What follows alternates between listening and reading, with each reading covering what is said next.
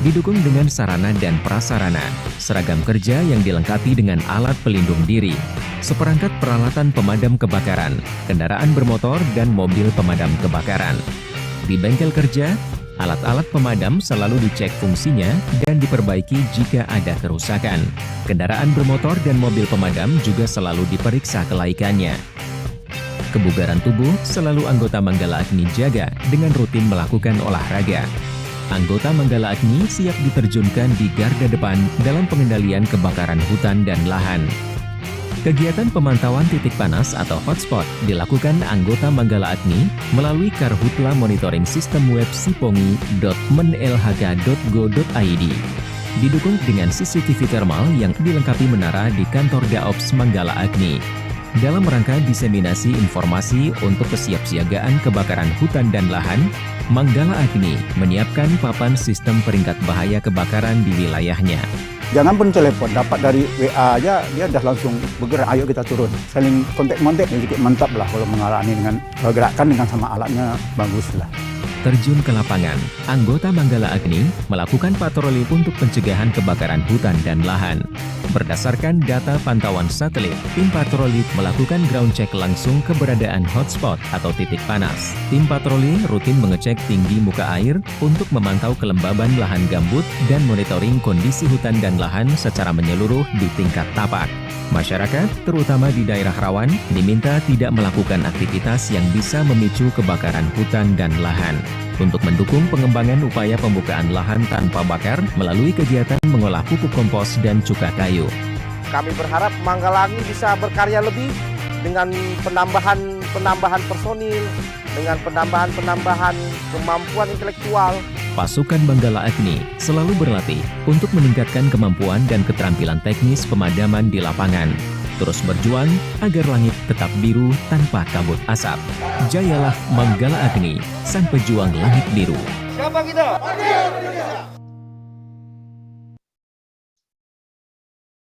Good morning, good afternoon, distinguished ladies and gentlemen, colleagues and friends. Assalamualaikum warahmatullahi wabarakatuh. Thank you very much to everyone who attend this online webinar today. I hope everyone in safe and healthy conditions. Welcome to the third webinar series on sharing best practices from forest fire brigades in ASEAN, organized by Ministry of Environment and Forestry and ITTO.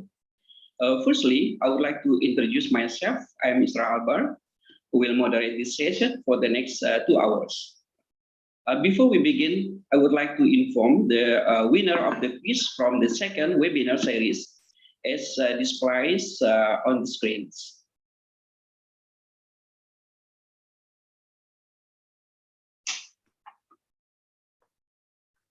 Please, Pak Nur, you can share the screen for the last winner.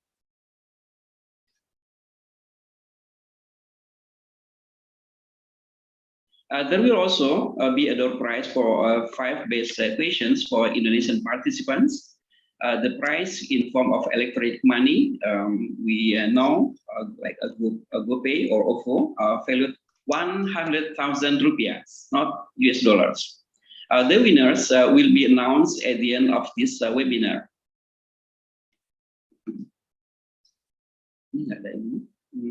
Okay, maybe later we can share the screen for the last webinar winner. Before we begin this webinar, I would like to request all of participants to open your camera for group photo. The operator, Mas Nur, Mbak Novi, Mas Heri, please save all page screens for documentation. Please, all participants, give your best smiles so we can record your smile in our documentations.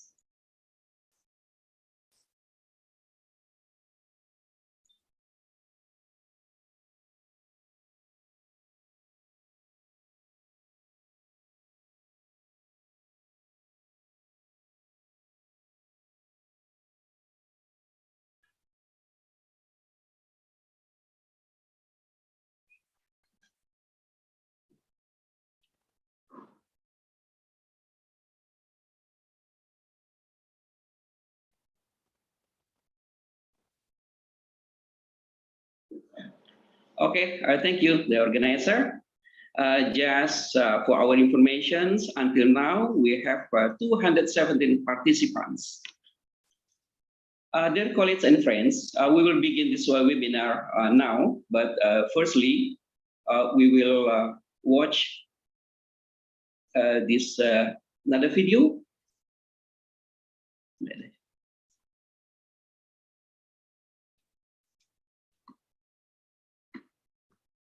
Is there any other video from organizer to be shown in this screen?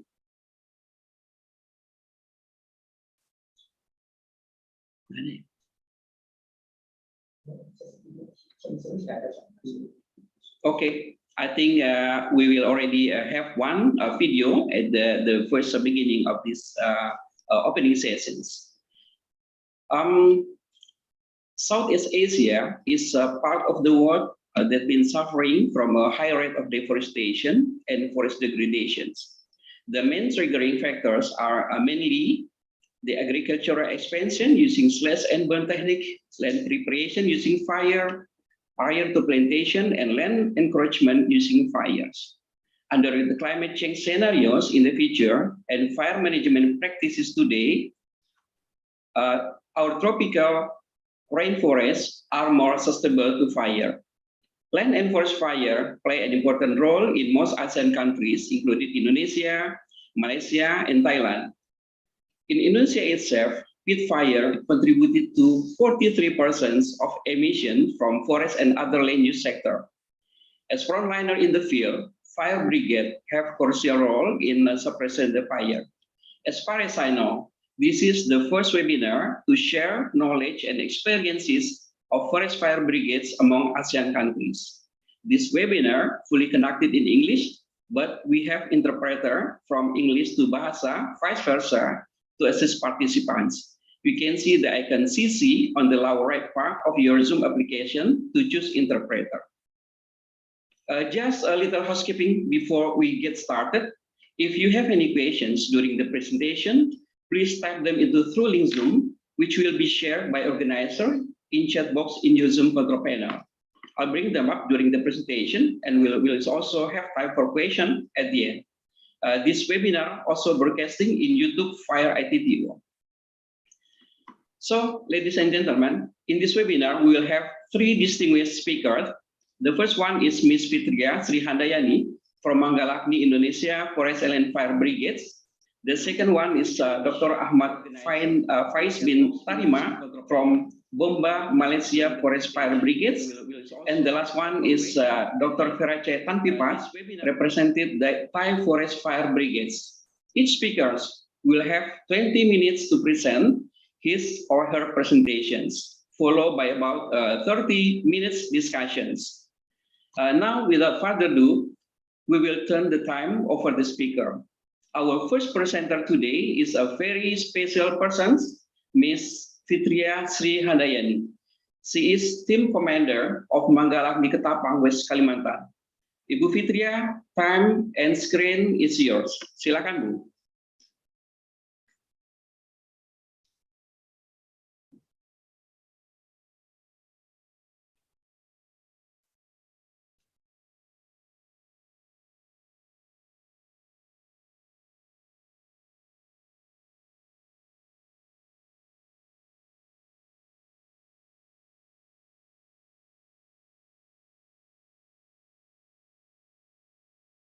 Recording in progress.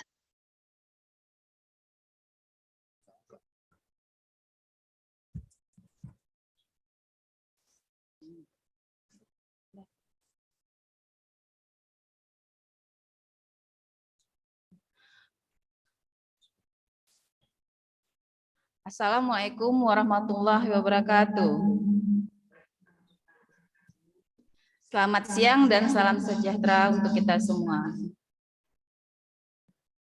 Mohon izin sebelumnya, apakah vokal saya bisa terdengar dengan jelas? Terdengar jelas, so clear.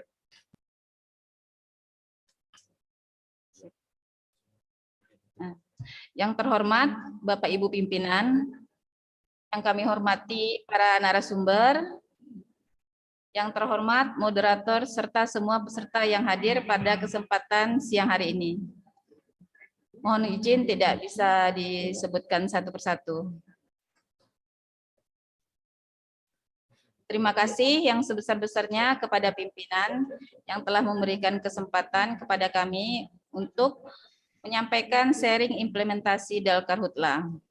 Mewakili Brigade Pengendalian Karhutla Kementerian LHK Republik Indonesia.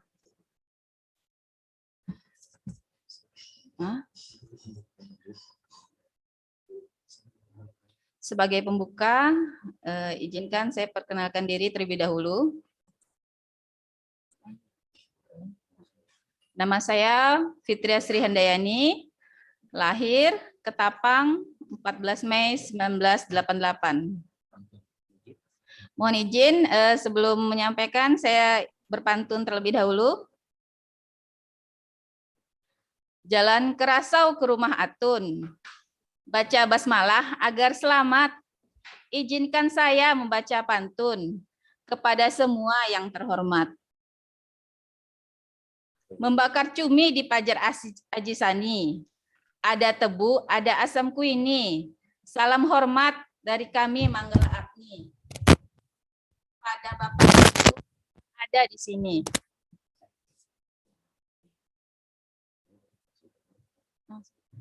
Baik, langsung saja lanjut. Organisasi Brigade Pengendalian Karhutla dipicu oleh kebakaran hutan polusi asap tahun 1997 sampai 1998. Pemerintah Indonesia melalui Departemen Kehutanan dan Perkebunan pada bulan Juli 1999 membentuk Direktorat Pengendalian Kebakaran Hutan dan Lahan. Selanjutnya pada tahun 2004 berganti menjadi Direktorat Pengendalian Kebakaran Hutan.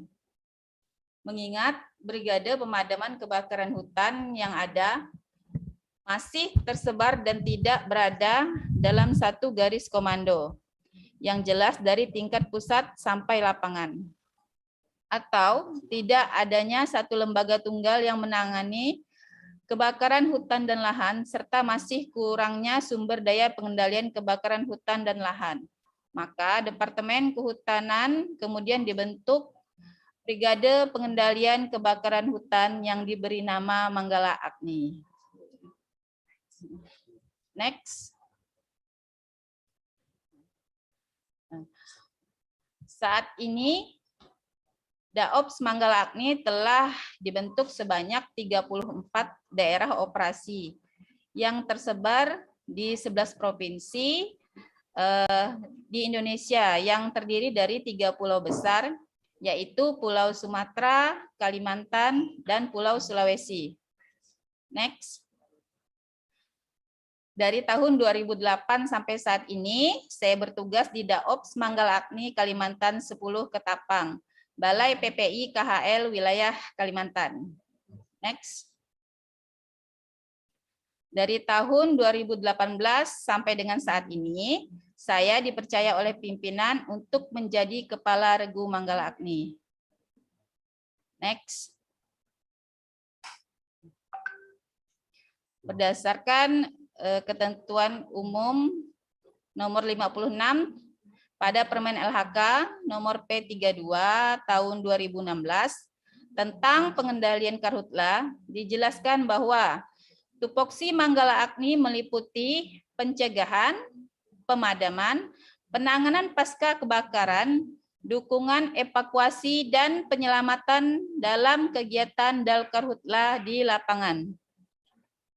Next.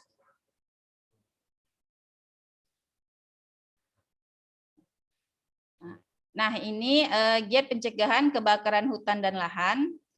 Kegiatan pencegahan menjadi modal penting dalam kegiatan pengendalian kebakaran hutan dan lahan.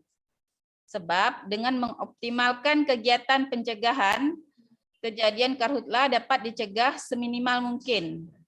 Beberapa kegiatan atau upaya pencegahan yang selama ini berjalan seperti patroli mandiri, patroli rutin, patroli terpadu, patroli ground check hotspot, teknik modifikasi cuaca, kemudian sipongi ke sekolah, sekolah lapangan, kampanye karhutla, sosialisasi PLTB, dan lain-lain. Selain itu, di era saat ini, media informasi lainnya seperti radio, televisi, dan media sosial juga menjadi salah satu ruang untuk dapat mensosialisasikan kebakaran hutan dan lahan pada halayak ramai. Salah satu pengalaman menarik saya dalam giat pencegahan pada saat pertama kali saya ikut patroli udara menggunakan heli. Bersama rekan-rekan BPBD Kabupaten Ketapang, mengudara lebih kurang 1 jam untuk melakukan pemantauan udara. Saya dilanda mabuk hingga akhirnya sampai mengeluarkan semua makanan yang saya makan. Namun itu semua tidak menjadikan saya takut atau fobia untuk senantiasa ikut dalam kegiatan patroli udara. Next. Kejadian kebakaran hutan dan lahan biasanya terjadi pada bulan yang intensitas curah hujan di bawah rata-rata. Biasanya pada bulan Maret sampai September, dengan puncak kemarau berkisar Juli sampai September. Pada fase puncak memasuki musim kemarau, lahan gambut menjadi sangat rentan akan kejadian kebakaran. Aktivitas membersihkan lahan oleh masyarakat dengan cara dibakar masih sangat banyak ditemukan. Kegiatan penanggulangan kebakaran hutan dan lahan melibatkan banyak pihak terkait pada tingkat kecamatan, bahkan provinsi. Kebakaran pada area gambut masih menjadi ancaman yang sangat serius, sebab diperlukan penanganan yang berbeda dan lebih spesial. Pada fase giat pemadaman karhutla dari berbagai stakeholder, saya selaku kepala regu memimpin regu untuk pemadaman harus mengambil peran yang sangat besar. Selain saya yang biasanya hanya satu-satunya perempuan di lapangan, saya dituntut untuk selalu cekatan dan taktis dalam mengambil keputusan. Selanjutnya juga harus mengkoordinir beberapa tim dari stakeholder lainnya yang akan melakukan pemadaman gabungan. Kadang-kadang saya juga mendapat pandangan sinis dari stakeholder lainnya, hanya dikarenakan saya seorang wanita. Namun, semuanya dapat saya patahkan dan terbantahkan dengan dukungan, kepercayaan anggota regu dan pimpinan kegiatan pemadaman. Dan pada akhirnya mendapatkan tempat dari berbagai stakeholder dalam setiap penanggulangan karhutla yang telah kami laksanakan. Lanjut. Giat penanganan pasca kebakaran hutan dan lahan.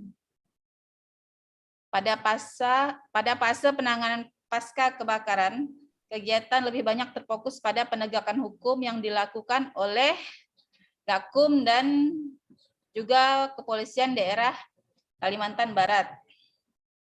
Beberapa perusahaan kebun di kelapa sawit juga HTI diberikan sanksi, mulai dari sanksi administrasi sampai dengan sanksi pencabutan izin.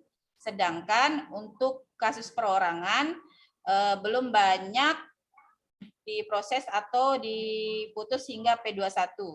Beberapa masyarakat hanya diberikan sanksi wajib lapor dan pelanggaran pengolahan lahan untuk beberapa waktu. Next. Kami dari Daops Manggala Agni Kalimantan 10 mempunyai pencegahan unggulan, yaitu 1. Inovasi pengolahan limbah biomasa, pembukaan lahan menjadi produksi asap cair. Kami mempunyai jargon bakar dengan liar pasti kabut asap, bakar dengan tungku pasti dapur berasap. Nah, itu yang pertama. Kemudian yang kedua, artinya diharapkan dengan inovasi asap cair, masyarakat tidak lagi membuka lahan dengan cara membakar, serta bisa meningkatkan perekonomian masyarakat. Lanjut. Latar belakang terciptanya inovasi asap cair dalam pencegahan karhutla. Kami di lapangan di saat melakukan patroli sering berhadapan langsung dengan masyarakat yang sedang melakukan pembukaan lahan dengan cara membakar. Selanjutnya, kami sampaikan himbauan dan larangan untuk tidak membakar. Masyarakat yang sering meminta solusi. Jadi kalau tidak dibakar, mau diapakan limbah-limbah hasil tebangan tersebut? Mengingat masyarakat tidak mengetahui cara pembukaan atau pembersihan lahan selain dibakar. Next. Masyarakat menganggap pembukaan atau pembersihan dengan cara dibakar merupakan cara yang paling efektif karena biayanya murah dan tidak memerlukan tenaga yang banyak dalam pengolahan lahan tersebut. Next.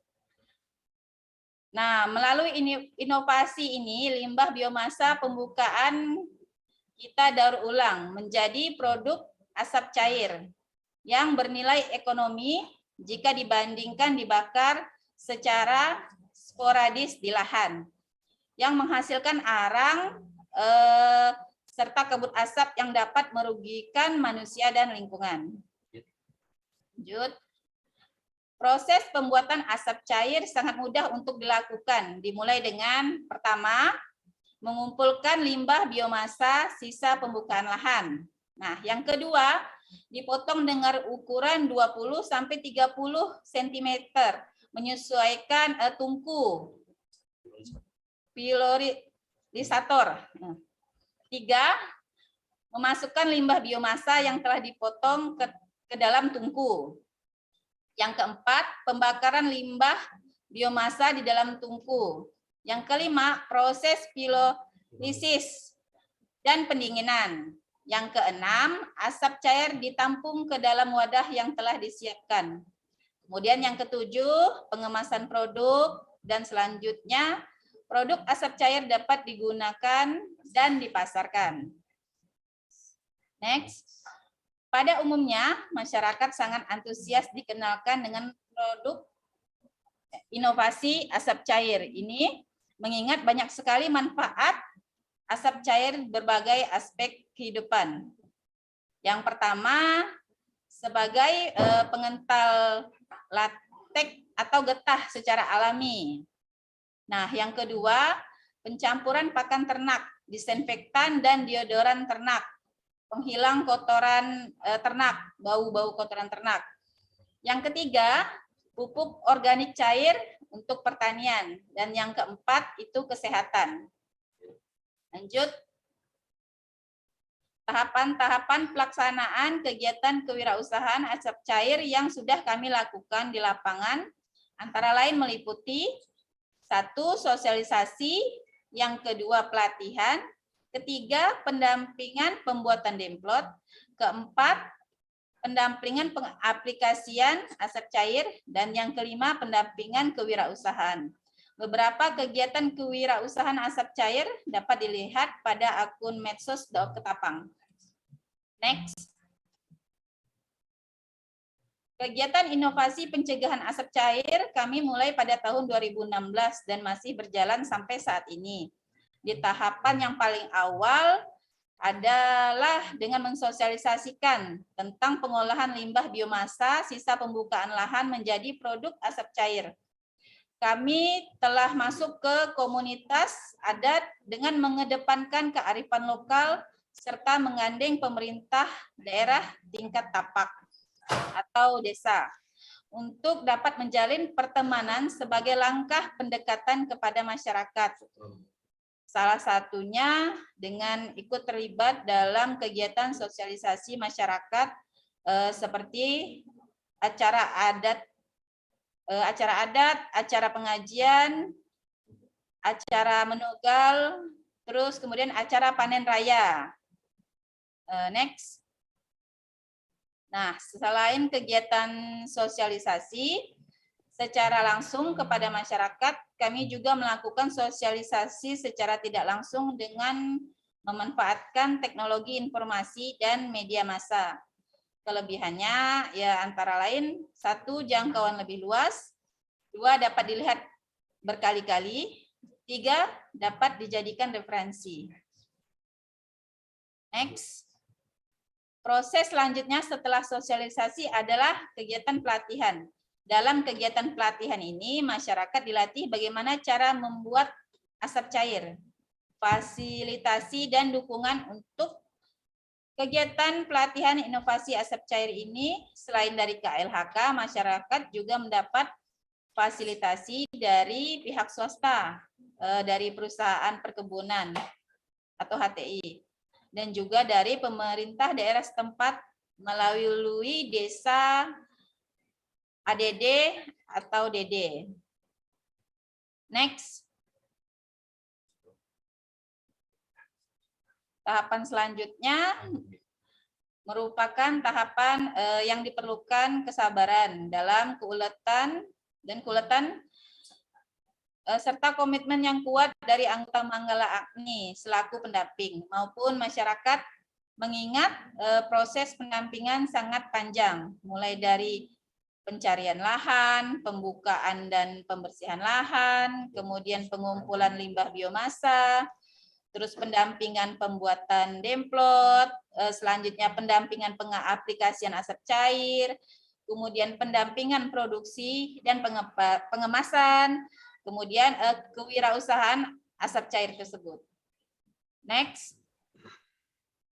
Salah satu kegiatan pendampingan kewirausahaan cuka kayu yang telah kami lakukan diantaranya, yang pertama kerjasama produksi asap cair antara pemerintah dengan masyarakat atau kelompok tani.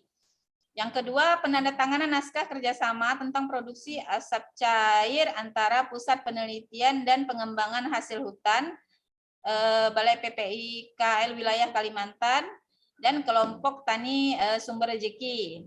Kemudian, pencantuman binaan Puslitbang Hasil Hutan Bogor, KLHK, pada label kemasan produk asap cair yang diproduksi oleh kelompok tani Sumber Rejeki. Next. Sebagai upaya menciptakan pangsa pasar lokal sekitar masyarakat binaan, produksi asap cair yang dibuat oleh beberapa kelompok tani binaan, kami dibantu pasarkan melalui penitipan atau penjualan di toko-toko pertanian yang tersebar di wilayah kerja Daop Manggala Agni Kalimantan 10, Ketapang, yaitu di Kabupaten Ketapang dan Kabupaten Kayong Utara. Selain penjualan secara langsung, kami juga menjual secara online shop, namun masih dalam tahap pengembangan. Banyak pengalaman yang sangat berkesan selama saya bergabung di Manggala Agni, namun yang paling berkesan menurut saya adalah melakukan kegiatan pemadaman gabungan dalam rangka tanggap darurat bencana asap pada tahun 2019. Pada tahun itu terjadi kebakaran hutan yang sangat hebat dan menimbulkan kabut asap yang sangat merugikan kehidupan manusia dan lingkungan. Terus kami bersama dengan tim Satgas Dalkarhutla Kabupaten Ketapang melakukan pemadaman selama kurang lebih 1 bulan, sehingga kami memasang tenda peleton terdekat di lokasi terjadinya kebakaran. Pemadaman dilakukan hampir 24 jam. Dalam setiap harinya, tim Satgas gabungan melakukan pergantian shift pemadaman per 8 jam. Suka dan duka selama di lapangan kami lalui bersama. Sukanya ketika berkumpul dengan kawan-kawan Manggala Agni dan tim Satgas gabungan lainnya, tentu menambah keakraban dan meningkatkan jiwa korsa. Di saat salah satu orang-orang termasuk saya rindu dengan keluarga, anak dan suami, kemudian teman-teman Satgas lainnya menghibur dengan gelak, canda, dan tawa karena ada saja tingkah mereka yang sering mengundang kita untuk tertawa. Terbahak-bahak, contohnya ada yang merebut makanan dan minuman. Di saat kami makan, terkadang ada kawan yang tidak kebagian makanan sehingga menjadi bahan candaan. Selain itu juga di saat memasuki jam istirahat, tidur masing-masing berebut tempat yang enak atau yang hangat. untuk tidur sampai akhirnya keletihan tidur. Banyak hal pokoknya, kalau stok air minum habis, mau tidak mau air gambut pun terpaksa kami minum. Selain itu juga sangat bersyukur mempunyai keluarga yang selalu mendukung dan mensupport saya. Suami dan anak-anak saya sangat mengerti dengan tugas saya sebagai manggalakni. Walaupun demikian, suara HP setiap hari selalu berdering. Karena mereka, terutama anak-anak saya, selalu bertanya kapan saya pulang.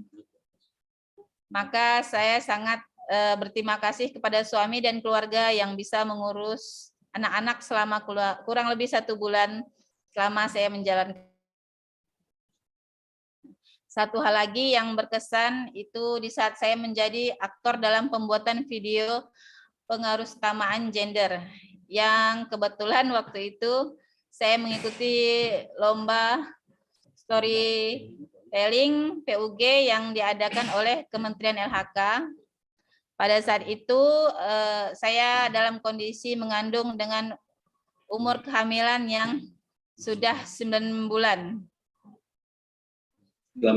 Di saat proses pengambilan video terakhir, kalau tidak salah pukul 5, tiba-tiba perut saya mulas dan selanjutnya mengeluarkan tanda untuk melahirkan. Kemudian saya diantar teman-teman ke rumah sakit. Dan alhamdulillah, singkat cerita, anak saya lahir pukul 18.30 malam. Yang menjadi luar biasa dan sangat berkesan bagi saya, alhamdulillah saya bersama tim dalam lomba video yang diselenggarakan oleh Kementerian LHK mendapat predikat juara 3 dari 84 peserta di seluruh Indonesia. Next. 2 menit lagi ya, Bu Fitri ya. Beberapa hambatan upaya pengendalian kebakaran hutan dan lahan. Hambatannya, lokasi rawan karhutla sebagian besar didominasi oleh lahan gambut. Nah, sehingga perlu penanganan dan perlakuan khusus. Ditambah lagi sudah banyak lahan gambut yang sudah terbuka, sehingga rentan untuk terbakar pada saat musim kemarau. Sebagian besar kejadian karhutla terjadi di daerah yang sulit dijangkau, sehingga penanggulangan cepat karhutla masih menjadi PR bersama. Kemudian yang terakhir, luasan wilayah hutan dan lahan yang harus dijaga sehingga tidak sebanding dengan jumlah personil yang ada. Next. Sebagai kesimpulan, 1, pelibatan masyarakat dalam upaya pencegahan kebakaran hutan dan lahan harus dilakukan oleh Manggalakni KLHK. Nah, yang kedua, masyarakat yang berada di sekitar kawasan hutan menjadi aktor utama dalam upaya pencegahan karhutla. Karena kesadaran masyarakat untuk tidak melakukan pembakaran hutan dan lahan adalah kunci keberhasilan dalam mencegah karhutla. Ketiga, inovasi pengelolaan limbah pembukaan lahan yang menjadi produk asap cair yang mempunyai multi manfaat di berbagai aspek kehidupan yang bernilai ekonomi, merupakan salah satu alternatif solusi untuk pembukaan lahan tanpa bakar. Dan yang terakhir, dengan semakin banyaknya masyarakat, kelompok tani yang melakukan kegiatan PLTP, maka kejadian karhutla bisa diminimalisir. Next. Cukup sekian dari saya. Karena tadi diawali dengan pantun, mohon izin saya tutup lagi dengan pantun. Membelah kayu belian, Pergi berburu, diri yang berasap. Cakep. Cegahlah kebakaran hutan dan lahan. Cakep. Ciptakan langit biru yang bebas asap. Cakep. Satu lagi. Melantun lagu buat kekasih. Cakep. Cukup sekian dan terima kasih. Cakep. Pantun dibaca penutup presentasi. Maafkan kami, semoga bertemu lagi. Wassalamualaikum warahmatullahi wabarakatuh. Waalaikumsalam warahmatullahi wabarakatuh. Thank you very much, Ibu Fitria, for the interesting presentation and information about Indonesian fire brigades. Ibu Fitria show us that women have a great contribution in tackling land and forest fire in Indonesia. Ibu Fitria also inform us that all activities, mainly in fire prevention, such as extension, charcoal and wood vinegar process from long log waste for multi-purpose, from processing, training until how to market the product involving the private sector, as well as fire suppressants also done by herself. She also noted some impressive activities during fire season 2015, as she involved directly in the field with the shortage of food and water. She also experienced giving birth while conducting fire activities when we had a video shooting in the field. As we make aware, since 2015, our fire management is focused on preventions.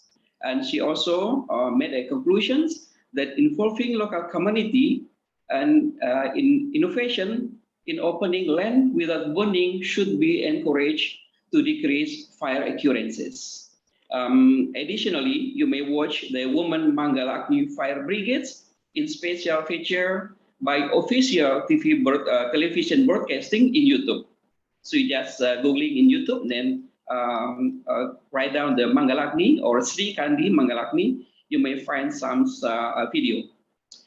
Next, I will invite Dr. Ahmad Faiz. Dr. Faiz currently works at the Fire Research Center of Fire and Rescue Department of Malaysia. He obtained the Doctor of Philosophy in Engineering from University Tenaga Nasional in 2019. He does research in fire modeling, engineering optimizations, fire safety engineering, performance-based design approach, and social science. His current project is seeking technological solution to suppress large wildfires in Southeast Asia's inland and peatland forests. I invite Dr. Faiz to share about Malaysia Fire Brigades. Time and screen is yours, Pak. Thank you.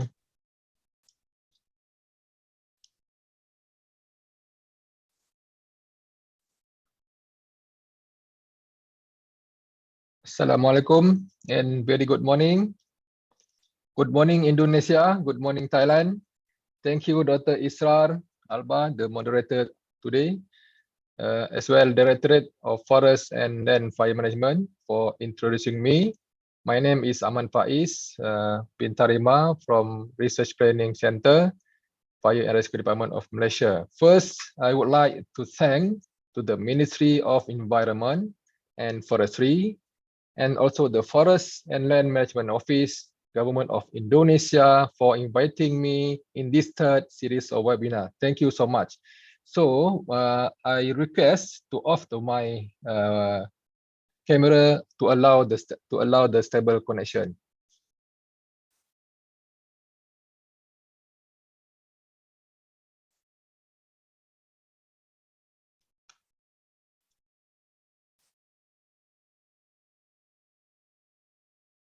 So my presentation today will be consisting the following points. First, talking about the disaster circle, preparedness equipment, water collection and delivery, serial and parallel pump ideology, suppression techniques, conclusion, and future improvement, best practice that I found, and also the X-Fire Innovation Challenge. So, based on the guideline that published by the Department of Environmental, Government of Malaysia, the peat fire management concept must be transformed from 20% prevention and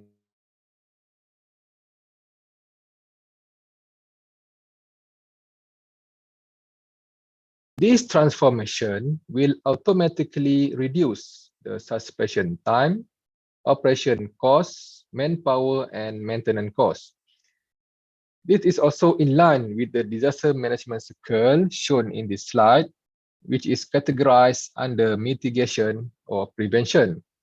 Other than that, the preparedness stage also should be taken into consideration by the relevant authority and also the fire department. For instance, the firefighters or other agencies, which is mostly together in Malaysia during the disaster, must go through the proper training and do a familiarization together with the equipments that will be utilized during training, as well as also suspension or real suspension operation.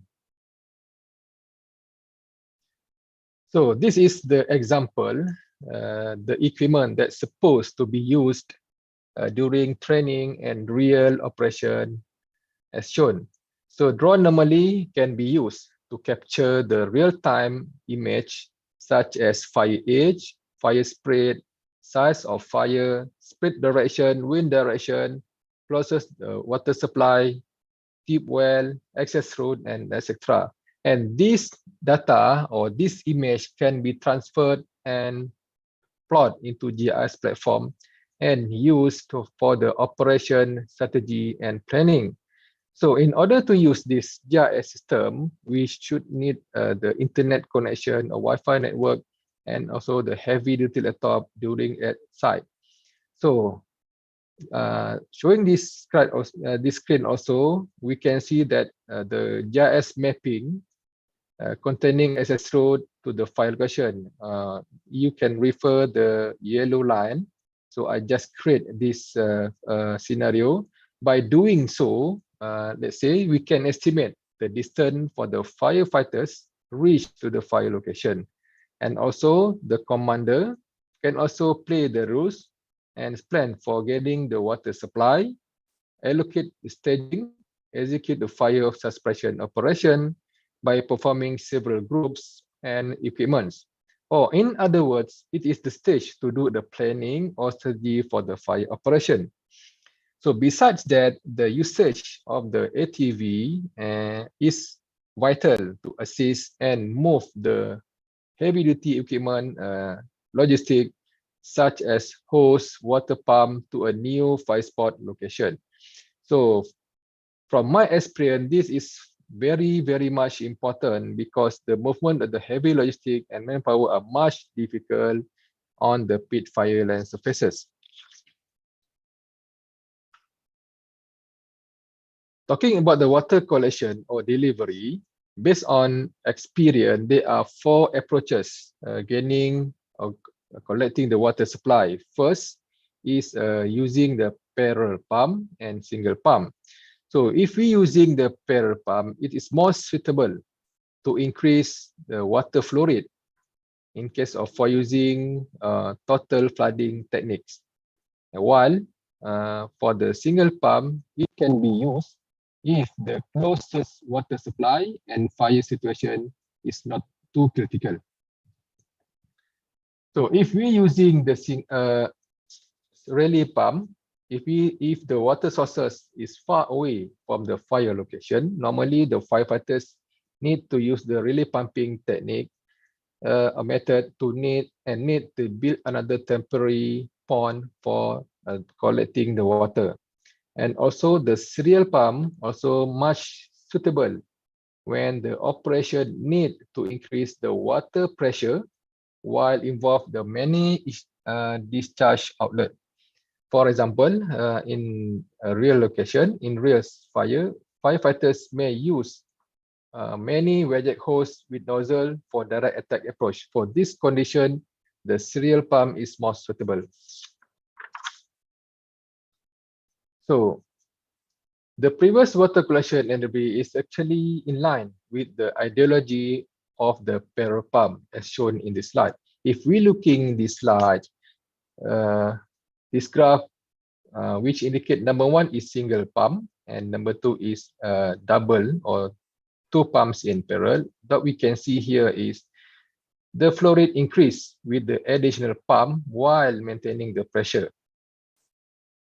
Meanwhile, if we using the serial pump, the pressure will increase, but the flow rate will remain same. This idea can be used when many discharge outlet or nozzle are used simultaneously.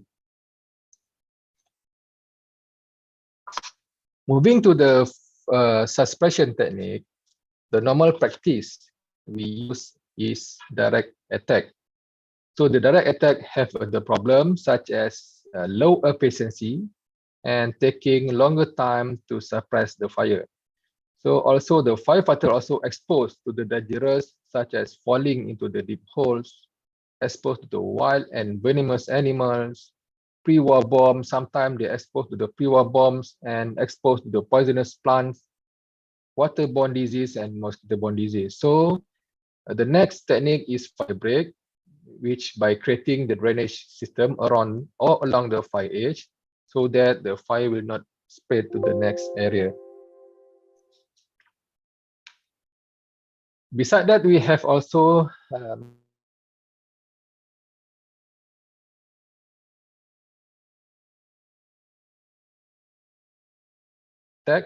in this technique, pit fire will suppress by the water underground.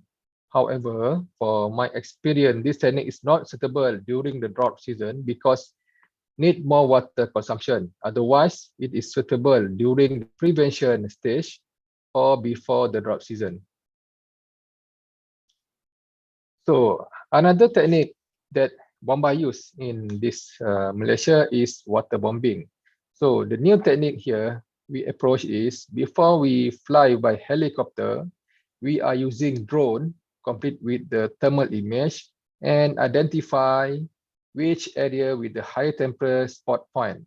From this analysis, we can identify the specific location to do the bombing attack.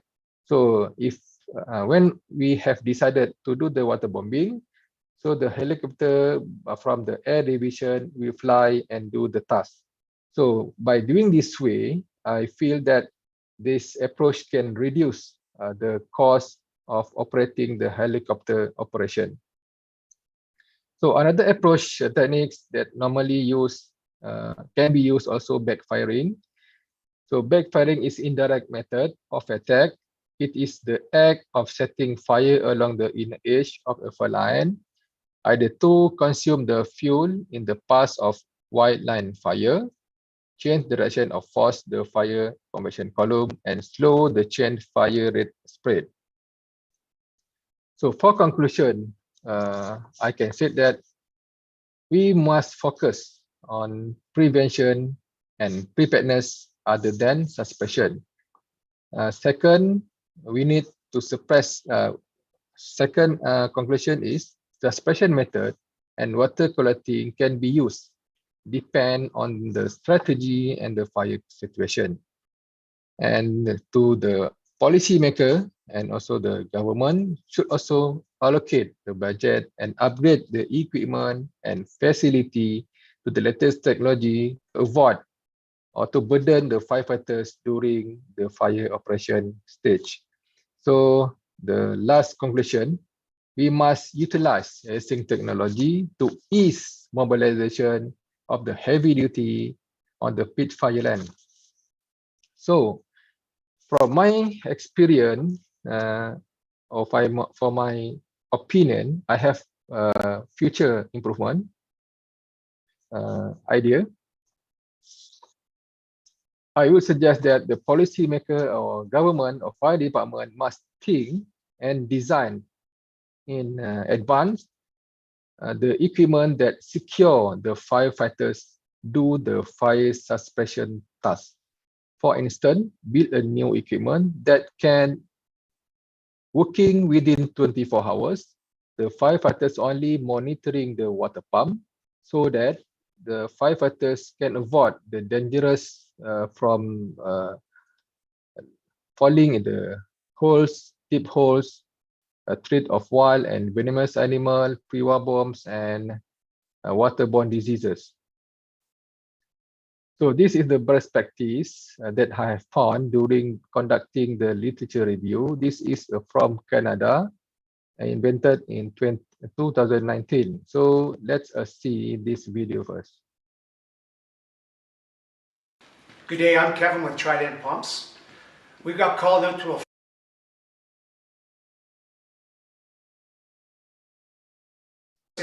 we had a look at the situation. There was a wonderful creek down in this slough a half-mile away. So what we did was we drove our 6x6 down, backed it up into this creek, hooked up our 4-inch lay flat hose. We ran a half-mile of hose, and every 200 feet we've got water thieves set up. And they have a valve on them, and they have an 1.5 inch quick connect. So we can disconnect our sprinklers and they can hook up a Y and hook up 2 of their 1.5 inch fire lines at each of these water thieves. So we had 15 sprinklers running, and at any point in time we had 10 men running their 1.5 inch lines. They'd hook up either a 200-foot section or a 400-foot section and go into the bush with the 1.5 inch lines.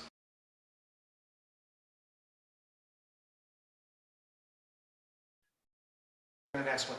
Thanks a lot.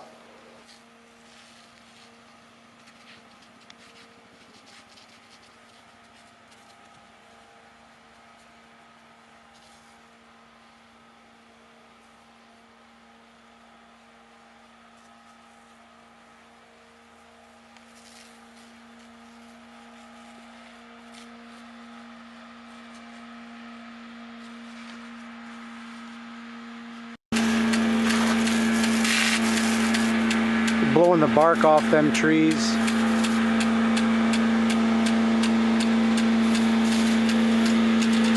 Okay.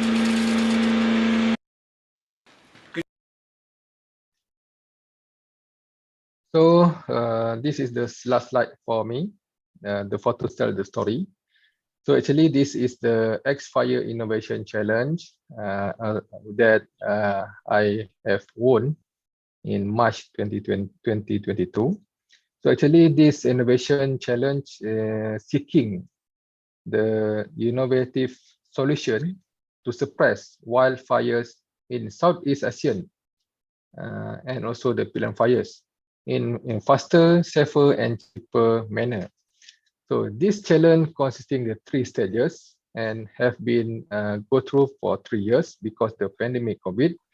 So for the first 3 phases is proof of concept, second is prototype, and third is testing. So in order to win this challenge, I have to think, and the innovation must be novel and also zero negative impact to the environment, and the solution can be deployed from the permanent with a distance 50 kilometers within 4 hours in bad quality and suppress 50 hectares within 48 hours. So this is the invention that I have invented from my team and still under prototype and will be do the improvement in soon. So that's all from my presentation. Thank you so much for inviting me. Thank you so much. Okay, thank you very much, Dr. Ahmad Faiz, for your great presentations on Bomba Fire Brigades. Dr. Faiz informed us about disaster circle in Malaysia, preparedness equipments, and how important of the water collections and also the delivery of the water, suppression technique, and future improvement. For preparedness equipments, Bomba use like a drone or train vehicle, involve the Wi-Fi and also GIS, which are completed in the GIS system in the computer. In suppression technique, involve the direct suppression and also water bombing. And I think later on, Dr. Chai also will touch about the fire management involving the water management. I check in the my screen. Now we have 424 participants in this Zoom meeting. At the last slides, Mr. Dr. Ahmad Faiz also mentioned about that we must focus on the preventions, and water quality is important, but it depends on the situations, and also the budget allocation also important. not only the amount of the budget, but also the time manner of the budgets. We need also to utilize the available technology that we have. And the last one, I would like to congratulations to Ahmad Faiz for the X5 Innovation Challenge that you got 200,000 ringgit, I think. Congratulations. Thank you. Our last speaker is Dr. Verachaya Tanpipat, who will share his presentation on forest fire brigades in Thailand.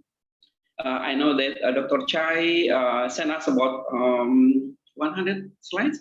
Oh, no, 68 slides. But please, you only have 20 minutes.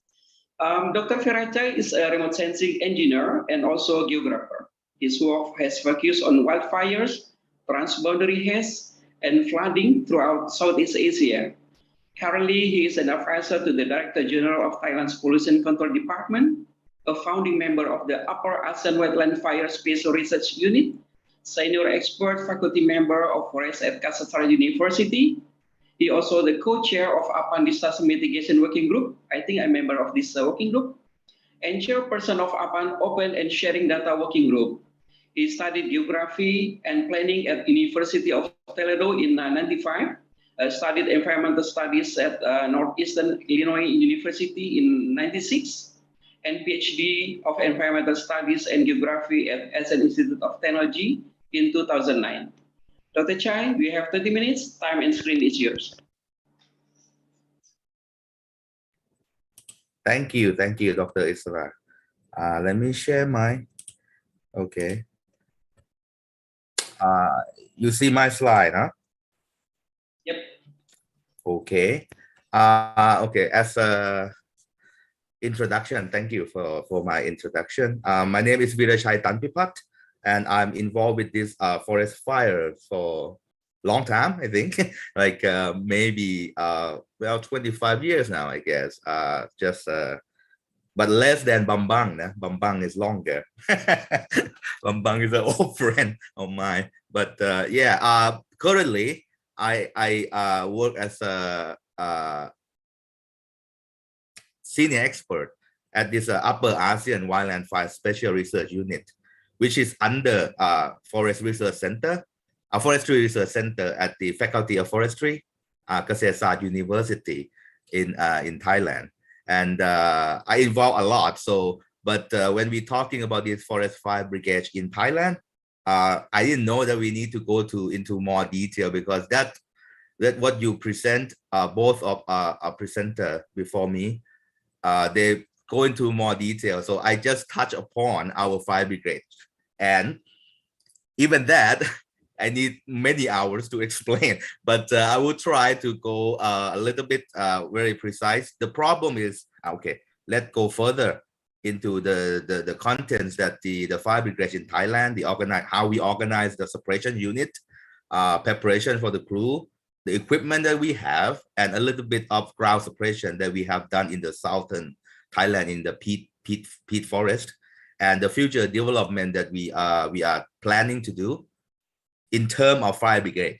No, not the fire prevention. I agree, totally agree that we have to move from fire suppression to fire prevention much more, because of the allocation of the funding. Most of them give to the suppression activities, which is a lot. Like for Thailand, we just bought like 4 new helicopters, you know, KA-32, like 4,000, no, 4 billion baht, something like that.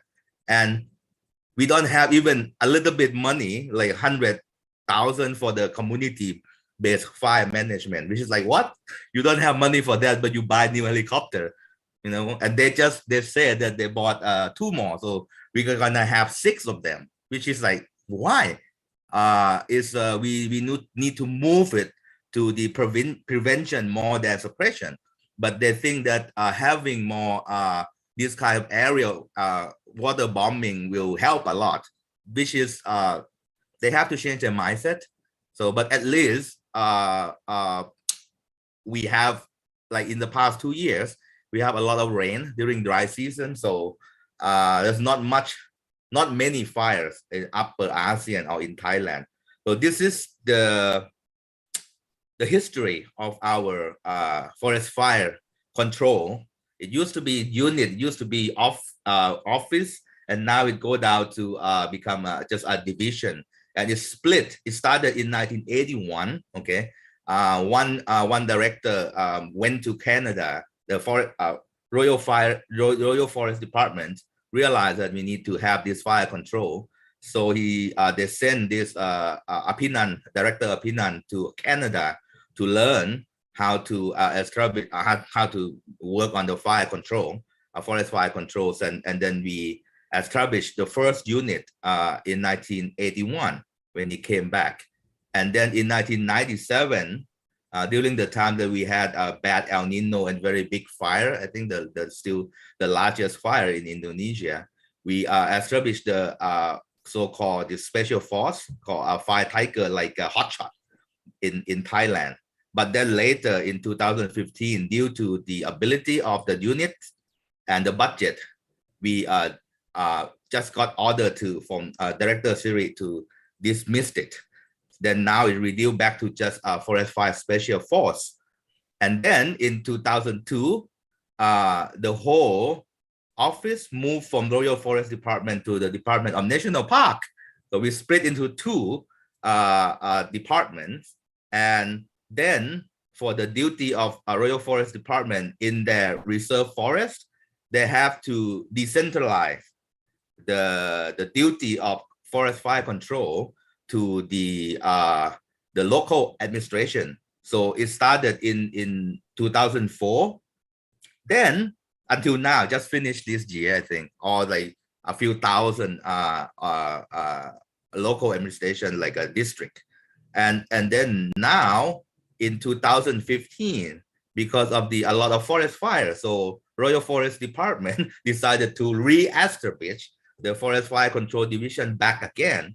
And then they founded these Fire Hawks, the special force acting like a hotshot, go around the country. Whenever you have land fire up north, they go. You have peat fire, they go. So currently, a little bit of confusing because of the authority. Now we have two departments that are responsible for this fire control in Thailand. And we also have the army, you'll see later. We also have the army, and then we also have the volunteer. We also have the prevention control department, so many of them. But this is just the structure.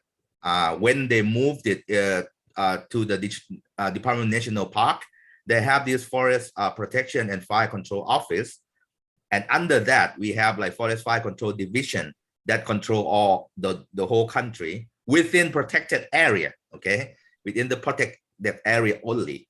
And within that, you have within the protected area, you have like 17 regional office to do that. Within this framework, we have 4 training center, okay, in the Department of National Park. And we have a Forest Fire Innovation Center. We have Forest Fire Research Center, which is like, I think 15 years ago, we're trying to be ASEAN Center, but now they changed their mind, and then I think moved to Professor Bambang. Bambang got it. It's now in Bogor. And then the Forest Fire Control Station, we have 149 under this protected area. And the former Fire Tiger Special Force, we have 15 that can mobilize like 24 hours from north to south. They have to do that. And not only for forest fire only, even all the flooding, any disaster, they have to attend. Tsunami, we went, you know, after tsunami, we have to go the next day, something like that. So this is within the National Department of National Park. This is what they look like. I am one of the trainer for them for a long time, but lately with the COVID, I guess maybe we don't have that intense training, and then with the problem with the physical that they have to take. Okay, at the end of this of the material, if you would like to see how the standard that you need to meet for the physical aspect, you can look at that, but I'm not going to go through that because it's going to be too much detail. And this is for the National Department of National Park. and you have another department, the original one, Royal Forest Department. And now they also have this Forest Fire Control Division, but they're responsible only for the reserve forest, okay, another type of forest. So another type of conservation forest. And they try to decentralize it. And they just reorganize the structure of the this Forest Fire Protection and Fire Control Office into this. So they try to move. They have 6 training centers throughout the country. They have 15 fire hawks, and the purpose of them is to transfer all the knowledge and authority and duty to the local administration and the forest fire community network that they have to do by themselves. But still, with a lot of fires, they still need to have this fire hawk to support and also give the training. Okay, so now they have 330 units throughout the country, but this unit also doing the forest protection as well, like a ranger walking in the forest. So they're doing too many duty now. So I don't know. We'll see about that. But they said, I heard this at the end of the year, they will change the structure again. I don't know. They just want to, restructure. So we'll see about that. And they look like the same, the similar. That's with the fire tiger. And we also have this Director Isla always talking about fire ants. So we have this. Actually, in general, we have 5 types of these fire suppression brigades. Okay, the first one, a special force, a former fire tiger of the Department of National Park. The second one, red ant, also in the Department of National Park for the special force in the Department of National Park, 15 units, 225 personnel. Okay, the red ant a lot, 6,510 with the 434 stations. Okay, this is like a fire suppression, fire control station in each around throughout the country, and so that's 149, sorry, but 434 units throughout this 149. So we have 6,510 personnel that get hiding like full time, okay, all year round. And then we have this fire hawk in Royal Forest Department for another 225 personnel that can move around. The Army, they told, now I don't know the number, this is the number that they told me, that they have 500 personnel that can mobilize anytime regarding this forest fire mission or situation if needed. And then the volunteers seem to be many. I don't know, I just say more than 100. Okay, so the number you can sum up like this.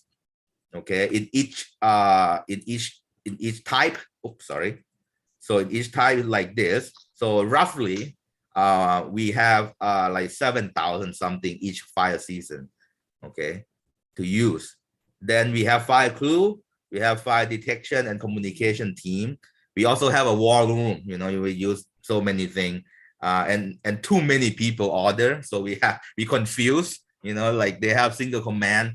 The governor can order it, and then the general from the army can order it, and then the director general of each department order it, and sometimes the minister came down himself and ordered it. So it's like kind of confused when the fire happened, the big fire happened. But in general, all those are organized like this as fire suppression units. So we kind of mimic these the crew. We have the big crew is 15. When you separate it in half, they can work as 7 small crews with different equipment, okay, in line. This is the example in Fire Tiger team, but the Fire Falcon, the Fire Hawks in Royal Forest Department also organized like this. The Red Ants also organized like this, but the physical different, the skill different, okay? So within the whole team is 15, unlike Hotshot. Hotshot is 20 of them. So we organize like this. And this is the trainer within the Department of National Park. So I'm not gonna go into the detail. Most of them retired already, okay? So we do the recruiting, we do the organizing, and we do training. Okay, we get this is the example of one of the training center for the Department of National Park in central area, regional regional office for the training. This is in Kanchanaburi western forest by Myanmar. And this is for Royal Forest Department that they have 6 of them. They train with the right here. They train with the army. So the nearby of this training center have the special force of army also nearby. So they use the army to train them. I help them a bit, but in terms of geoinformatics, not the training of this skill, the physical or the fire control. So this is the equipment that we have. Basic one. This is the old one, still the same, just changing. This is where we kept them. So I just go a bit that this is when we organize, we have the hand tool. Okay, we are not wet. We suppress. We try to control fire with we call it dry suppression, not the wet suppression. But now at the end, you see that we try to change it because of the climate change, the heat that make the fuel drier. And with the rain, the accumulation of the fuel more, then we need, now we start to, we realize that we need the wet suppression to combine with the dry suppression as well. Okay, so each tool has its own purpose because of the fire triangle. So this first, for the reduce the heat, this is the backpack pump that to just reduce the heat. Then we have this swatter to remove the oxygen, and the rack or the McCoy, Laco, we remove the fuels. This is the basic one for the dry suppression that you need to have, unlike the peat fire, which is different. And now currently, because of the surface fires, we use this wind blower pump, but this up here use all the petrol, but it's dangerous because of the you use petrol near the fire.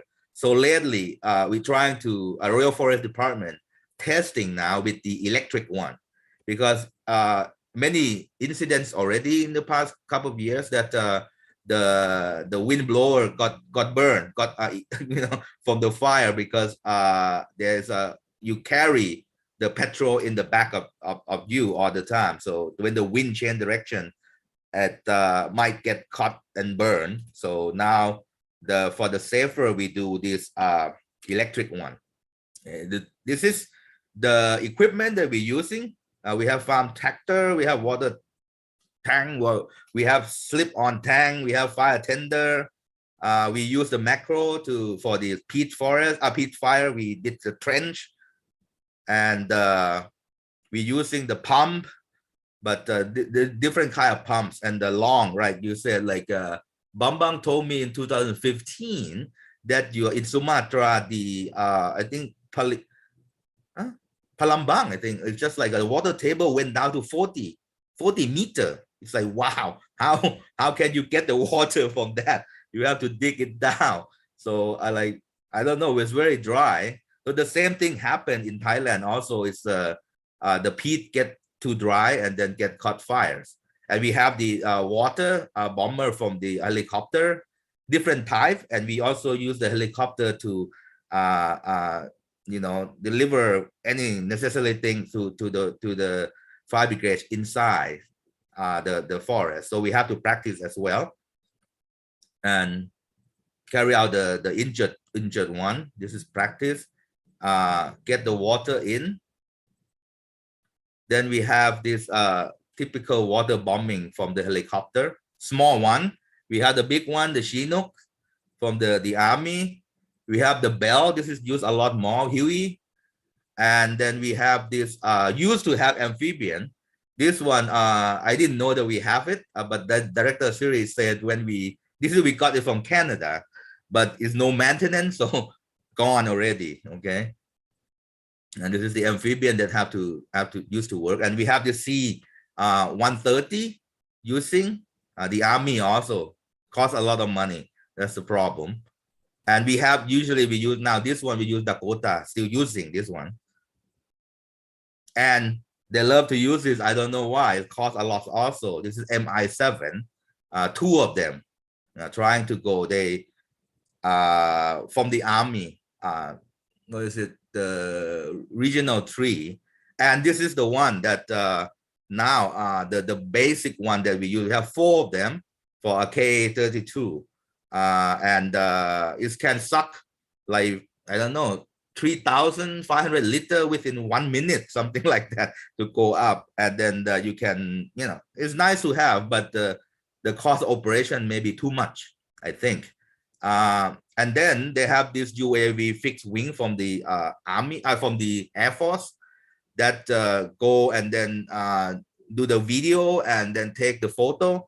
But this UAV is up like in around 3 kilometers up in the sky. So it's like very far. They think that it can be also take photo of the people that the arson that have, you know, ignite the fire.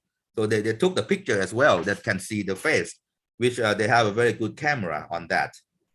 So in the morning they do this UAV survey, and then they plan what the bombing at 1 p.m. or MI7 or this KA-32 will go, something like that. And the basic drone that we are using before we go in and to trying to control fires, we use this thermal small drone to go in and make a survey before you start to do any fire control. We do this, and then we do the briefing, planning, and we move. Okay, it's helped a lot. So you know where the fire front are.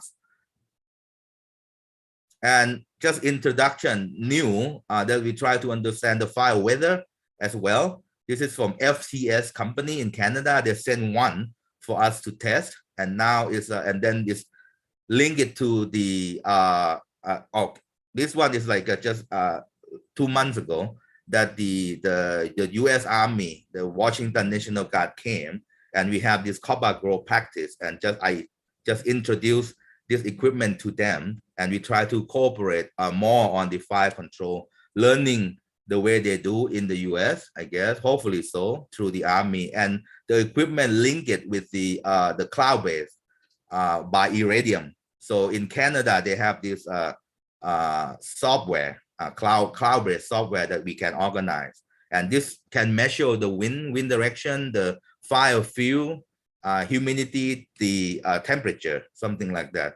Example of the ground, this ground fire suppression, example.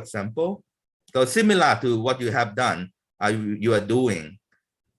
Okay, this is like an example. You can look at that later. And we plan to have next year, again, this fire expert exchange with the Royal Forest Department, the Royal Thai Army, and the US Washington National Guard. And this is what I said for the water pump. This is a focal equipment that they use for the mountains, mountain suppression with wet suppression. The pump, very strong, can go like with the high pressure hose, can go up to like 3 kilometers away from the water source and still have the power. But the problem is that it's expensive, like you saw in the clip that before that the Mark III, you know, a Mark III is very famous one for, you know, I don't know, 60, 70 years already for the pump, but it is very expensive, light, powerful, but expensive for the small one. So this is the new one that we're trying to integrate. If a focal allow us to, you know, try to combine with the technology that the Korean Forest Service using. At the my conclusion, sorry, maybe take a little bit more. We have five main forest fire suppression forces in DNP, in Royal Forest Department, in the army and volunteer. In DNP, we have two. We have red ants, which many of them, and we have fire tiger, formal fire tiger. And personnel, like I said before, is like a 7,500 personnel during fire season from January to April. And we use variety of forest fire suppression equipment. It depends. And we use the backfire, we use so many things, and different kind of aerial water bombing support, which now I think is too many because you have to spend like a lot of money for 1 hour service of this kind of aerial water bombing and retard dropping. But the problem is that we don't have much problem like yours when you have smoke from the pit fire, which is prevent you to fly, I mean, to use the aerial force. But Thailand is not that bad, okay, because we have different type of vegetation which produce different kind of smoke. Okay?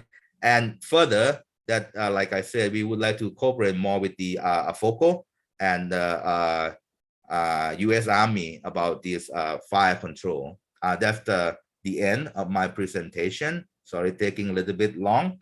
But if you would like to look later, you can look at that how we prepare the clue, which is later in my PowerPoint. Thank you very much. Thank you, Dr. Chai. We have 5 minutes extra. Really? Very good. So Yeah. for the maybe the prevention, I talk a little bit more about the prevention, that we have a community-based fire management before, but now I'm trying to introduce community-based and water management, because without water, it's very difficult to generate income. And when you have water, it's much easier to do the agricultural, and then you generate income. So the idea I tried to introduce in the past 2-3 years, and the Myanmar forest department, they love it so far, but how to make it happen, it takes a long time, because people have to buy into your concept, and they have it's not going to be fast. It's going to be slow. You have to reorganize your resources. If you don't have water, how can you bring water back into your area? That also take a long time and difficult, because it's already created, you know. So that's another idea that would love to continue and make it happen. And we have a very good example of this community-based water management that we have done in the past 20 years also, and then generate sufficient income. So it's sustainable. The thing is, like, we looking for the sustainable way of try to develop this community-based fire and water management without income. The payment for eco service or whatsoever, when the project money done, you know, is gone and it go back to the same thing. But how to sustain it, that's very difficult, really difficult. And then you have to show them the money. Whatever you say, whatever you do, you have so many stuff, so many things, so many ideas. But if you don't show them the money that they can really touch, have, and use, I don't think you can sustain it. I've seen many. And agreed. Yeah. Okay. Okay. Okay. Thank you for the excellent presentations, Dr. Chai. If you have questions for Dr. Chai, please add them in the chat, and we'll be able to answer some of them during the Q&A at the end.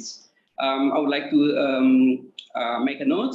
Dr. Chai informed us about the forest fire brigades in Thailand, including a Firehawk Special Force in 15 stations with 235 personnel. And Dr. Chai also mentioned about the organizing of fire suppression units, preparing fire queue, and also the equipments, ground fire suppressions, and developments. The important thing is Dr. Chai is stressing about how important the prevention comparing to the suppressions. So that's also in the early of this webinar, I mentioned about the prevention is our focus now. I also interested in some slide of your presentation that the Department of National Park also use the fire danger rating system for forecasting. And the helicopter is very impressive that Thailand has or used Bell, Chinook, and Hercules, and CL-2 15, even Dakota, and Mi-7 now is very costly because Mi-7 is from the Russian, as well as Kamov KA-32. Also, you have the UAV fixed wing. It's very, very impressive, as well as a thermal camera drone. And perhaps maybe we can have like a joint training Manggala Agni with fire brigades and also Bomba Malaysia. Why not? Yes. If the conditions, if we have the possibility to do that. That what I forgot to ask that the because of the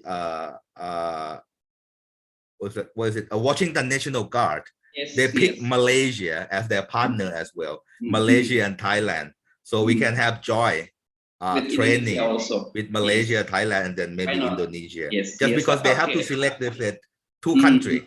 And they select Okay. Malaysia and Thailand. That's why we had this year. You know? Okay. But yeah, but Okay. yeah. Again, thanks for all distinguished speaker. Before discussion sessions, we will watch the video of Manggala Fire Brigades. Silakan.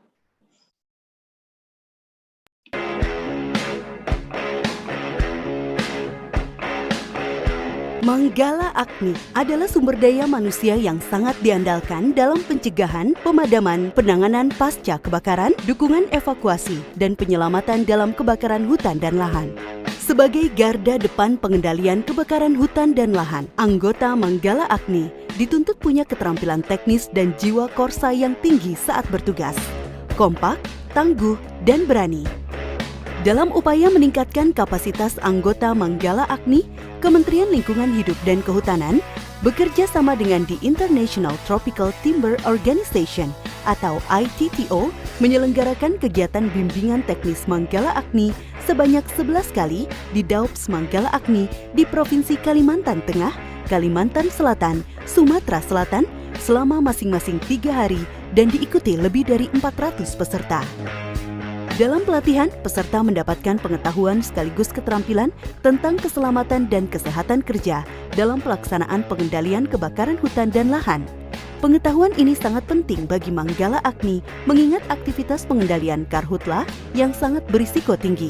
Dengan bimbingan instruktur, anggota Manggala Agni mempelajari teknik-teknik keselamatan kerja untuk meminimalisir potensi kecelakaan kerja saat bertugas. Peserta itu harus dalam kondisi tenang apabila menemukan korban, dia tidak panik. Kemudian untuk peserta juga itu harus memahami kondisi di lapangan, tetap waspada.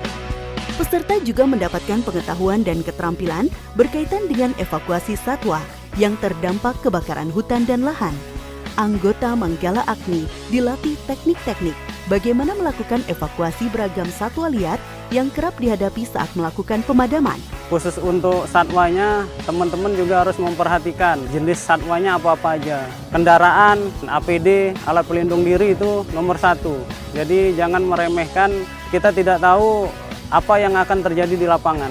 Setelah mempelajari evakuasi satwa ini, kami lebih tahu dan bisa memahami cara mengevakuasi satwa tersebut. Terkait ketika kami pernah mengalami kecelakaan dan setelah mempelajari ini kami lebih tahu untuk mengatasi kecelakaan tersebut. Materi praktik pengendalian kebakaran hutan dan lahan diberikan agar anggota Manggala Agni selalu prima dalam bekerja, siap bertugas setiap saat, kapanpun dan dimanapun, sesuai standar operasi di lapangan. Motivasi, solidaritas tim dan produktivitas kerja terus dijaga dan dibangun dalam suasana kebersamaan. Dukungan sarana dan prasarana yang memadai akan semakin meningkatkan profesionalitas anggota Manggala Agni dalam bekerja. Pada proyek kerjasama Capacity Building on Forest and Land Fire Management in Indonesia, ITTO juga memberikan dukungan sarana dan prasarana, antara lain seragam kerja, peralatan pemadam kebakaran, GPS, dan kendaraan bermotor untuk mendukung anggota Manggala Agni dalam bertugas. Patroli Manggala Agni untuk pencegahan kebakaran hutan dan lahan dilakukan secara rutin dengan mengaplikasikan Smart Patrol berupa Sistem Informasi Patroli Pencegahan atau SIPP. Anggota Manggala Agni dapat mengoptimalkan tugas-tugas di lapangan. Di antaranya, mereka melakukan identifikasi dan pendataan lokasi rawan karhutla, mengecek tinggi muka air untuk memantau kelembapan lahan gambut, dan uji remas rasah atau identifikasi kerawanan karhutla harian. Dalam upaya pencegahan karhutla, anggota Manggala Agni melakukan sosialisasi dan anjang sana ke masyarakat agar tidak melakukan aktivitas yang bisa memicu kebakaran hutan dan lahan. Sekarang kalau patroli menggunakan aplikasi Smart Patrol dan juga adanya bantuan kayak baju, kendaraan, sangat menunjang lah pekerjaan kita di lapangan. Dan tentunya lebih mudah karena kita bisa tidak banyak membawa peralatan seperti alat tulis karena sudah lengkap di aplikasi Smart Patrol itu. Melalui patroli, monitoring kondisi hutan dan lahan secara menyeluruh di tingkat tapak dilakukan secara terus-menerus.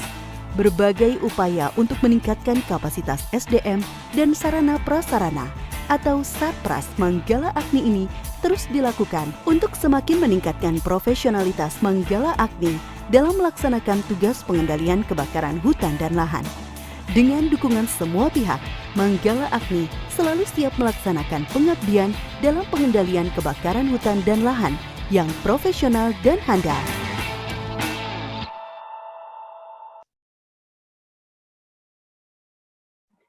Thank you for the great video. I hope all of you enjoyed the short video on Manggala Agni as I did. I will go ahead take some time for question now. Just a reminder, please be sure to type your question into the question box in your control panel. I have one question here for Mr. Agus, from Mr. Agus to Ms. Fitria. In Bahasa Indonesia, I can translate it. The first question to Ibu Fit, okay, it's already here. So the question is, what is the for Miss? Wait, hilang.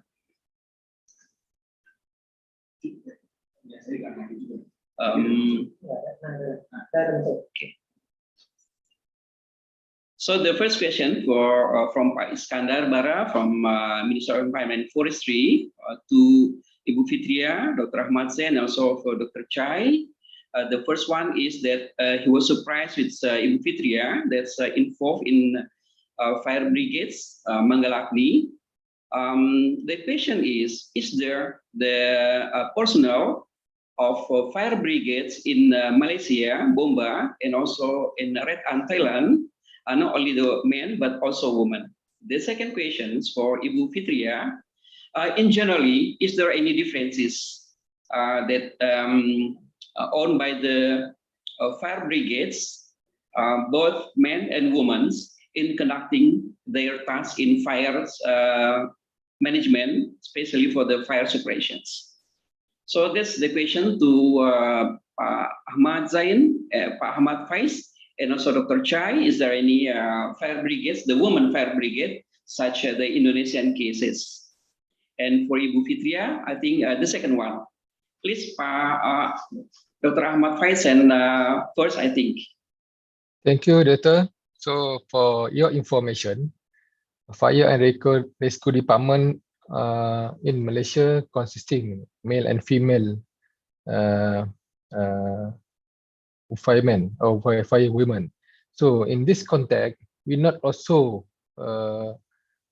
performing or tasks in the fire suppression in wildland or forest fire, but also in other tasks, in building fire and also in rescue operation. So there is no difference between female and male firefighters to do the job. So for your information, but in Malaysia there is no special task. That's only because the Bomber Malaysia is responsible for those activities or other rescue operations such as fire and also rescue. So for the forest fire, the women and also men will normally be together, do the same task during the fire suppression. Thank you, Dr. Ahmad Faiz. I think that's almost the same with the Indonesia. So the second question, the same questions also goes to Dr. Chai. Please, Dr. Chai. In Thailand, different. Yes, we do have women firefighter. in Firehawks we have, but they don't go to do the suppression. Okay, they're doing other tasks like office task. They're doing this like the news. When we have some questions, they will be the people that try to explain what's going on. But for doing the suppression, Firehawks don't do that. Red Ant, very few. Maybe the sheep are women. They don't have to go. They just look and order. But in the Fire Front, no women. I don't think so. I didn't see one yet. But we have a director as a woman. Yes. We have the sheep as a woman. Yes. But in the front line, no. I don't see them. In Fire Tiger, no.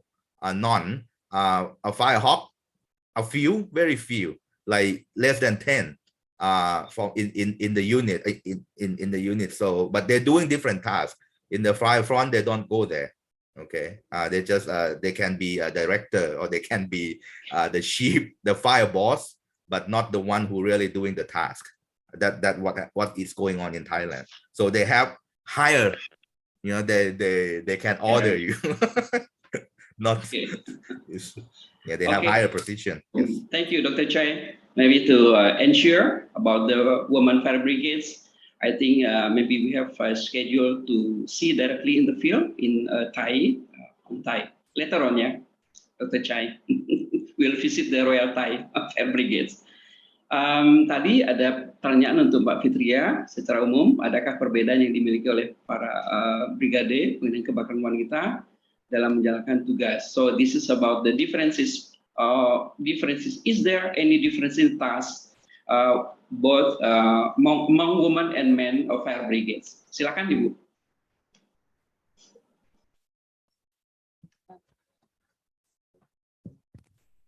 Baik, terima kasih.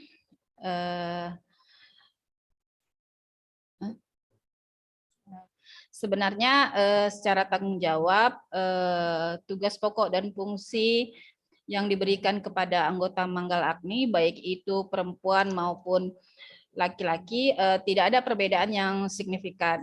Setiap anggota Brigade Dalkarhutla Manggal Agni, baik perempuan maupun laki-laki, mereka mempunyai tupoksi tugas dalam pencegahan, pemadaman, dan penanganan pasca kebakaran. Hanya saja mungkin pada bagian porsi pelaksanaan pekerjaan yang membutuhkan tenaga besar, peran anggota laki-laki lebih dominan dibandingkan perempuan. Seperti contoh saat melakukan kegiatan pemadaman, anggota laki-laki mungkin yang angkat-angkat mesin atau barang-barang berat itu para pemadam yang laki-laki. Saya hanya membantu membawa selang, karena setiap orang punya peran sendiri-sendiri. Selain itu, anggota perempuan selama ini selalu memang identik pekerjaannya itu memang di bagian kesekretariatan. Namun di sini saya mendapatkan mandat dan tanggung jawab sebagai kepala regu, di mana yang tupoksinya antara lain adalah mengarahkan anggota, kemudian mengkoordinasikan kegiatan pengendalian karhutla baik internal maupun eksternal, kemudian menindaklanjuti arahan Kadaop atau pimpinan terhadap anggota, terus menyusun rencana kerja harian dan bulanan, kemudian mengendalikan kegiatan harian regu sesuai dengan jabatan anggota regu dan lain-lain. Mungkin itu baik, yang ya, bisa saya sampaikan, Pak. Baik, terima kasih. Yeah, so more or less their task is not different, but the women's stressing in the like logistic administration in secretariat and sort of things. Thank you, Ibu Fitria. And we go to the second round of the questions from Bapak Muhammad Yani from Kalimantan to Dr. Ahmad Faiz bin Tarima. Based on the research that you conducted, according to your research, what is the big challenge that you facing now and also in the future, and how to overcome this challenge? I think this is interesting questions, not only for Pak Faiz, but also for us in Indonesia. Please, Okay. Pak Dr. Ahmad Faiz.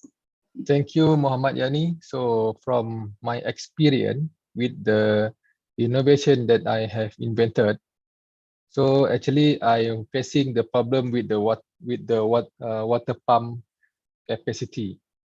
So if we want to do the suspension simultaneously with the multi-outlet discharge, we need the powerful water pump.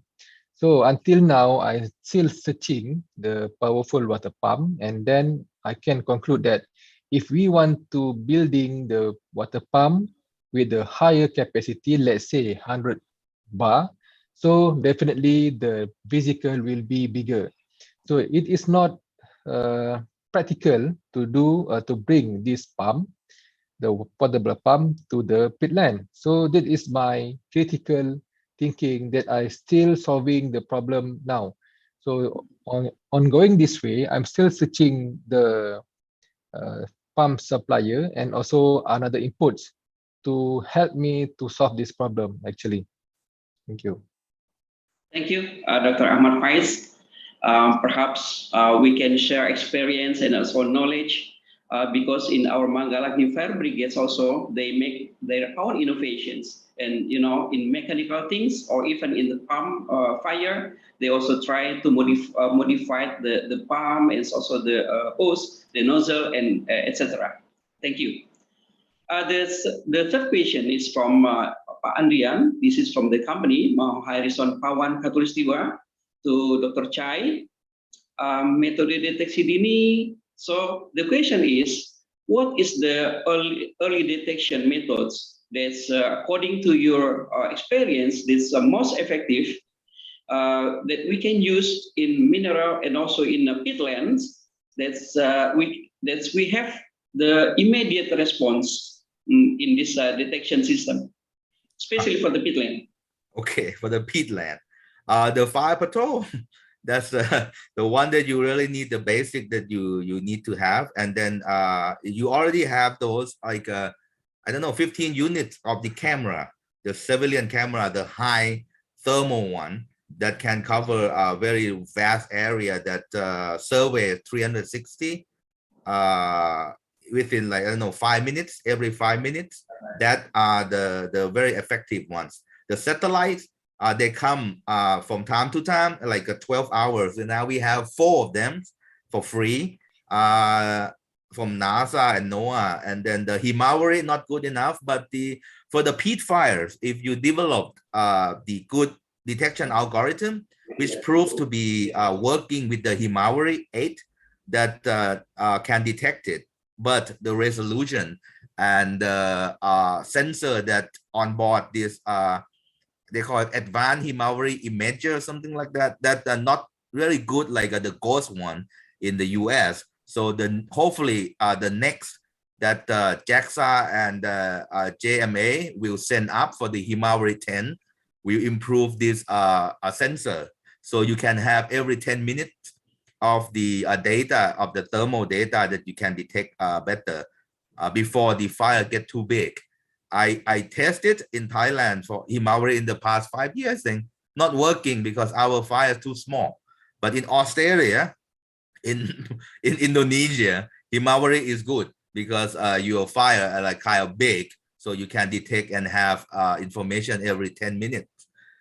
So the fire patrol will still a good one to have, actually, to do, but the vast area might be difficult. And then we used to have helicopter or fixed wings, but that's also cost you. The fixed wing can do it, but not cover the big area. If you have the very big area, the fixed wing even can stay, I don't know, 5-6 hours, still not cover all. So in that mean, it's dependent. You have to combine with different types, the satellite, the helicopter, the UAV, the fixed wing, the people on the ground. So everything, or even from the people, you have the hot number that people can call if they see the smoke, something like that. So 24 hours. So you have to combine everything all together. Cannot be specific in only one means to do so. And bad thing about Thailand that we use this satellite so-called active fire or hotspot as the KPI. And people know that when the satellite will come. So they will burn after the satellite pass. And they have like almost 10 hours or 12 hours to burn. So you have reduced the number of active fire, but you have a lot of smoke, which is strange. So we're saying it's a trans-boundary problem from like for Thailand, from Laos or from Cambodia. But people in Thailand know when the satellite will come. So you use satellite as the KPI, just the number, not enough anymore. So now we start to try to say that the number of hotspot will not count. But many people saying that it's easy, easy to count and look back in the history. So you have to combine with the burn area, many things. And then the on the ground that the suppression unit attend, which is different from what the satellite detected also. So so many factors. So to answer that, use everything. Use everything. Yeah. Okay. Okay. Thank you, Dr. Chai. I agree with you because the pit fire still cannot detect it by the satellite that we have now. So yesterday everything that we have, especially for the petrol, petrol by it's by man petrol direct to the ground. Okay, I think a bit on that. I just talked with the European Space Agency. That they asking that should they have this detection of the peat, because they're talking about the Arctic fire and it's underground fire, even ground fire as well. So I said, please develop it, and they said they will have the system for that. But I said, I'm talking about Indonesia. I'm not talking about the Arctic. They said they're talking about the Arctic, but I said you can combine both if you could do it. Okay. Okay. Thank you. So I think we still have 3 minutes more. So this is, I think, the last question due to the limited time. So the question is from Ade Sopian Hadi, Bapak Ade Sopian Hadi from Mataram University. This is in Nusa Tenggara. So the questions goes to Ibu Fitria Sri Handayani. Apa saja yang perlu diperhatikan pada saat pembukaan lahan agar tetap aman seperti yang disebutkan barusan? So what kind that's Baik, ada beberapa hal yang bisa dilakukan dalam pembukaan lahan.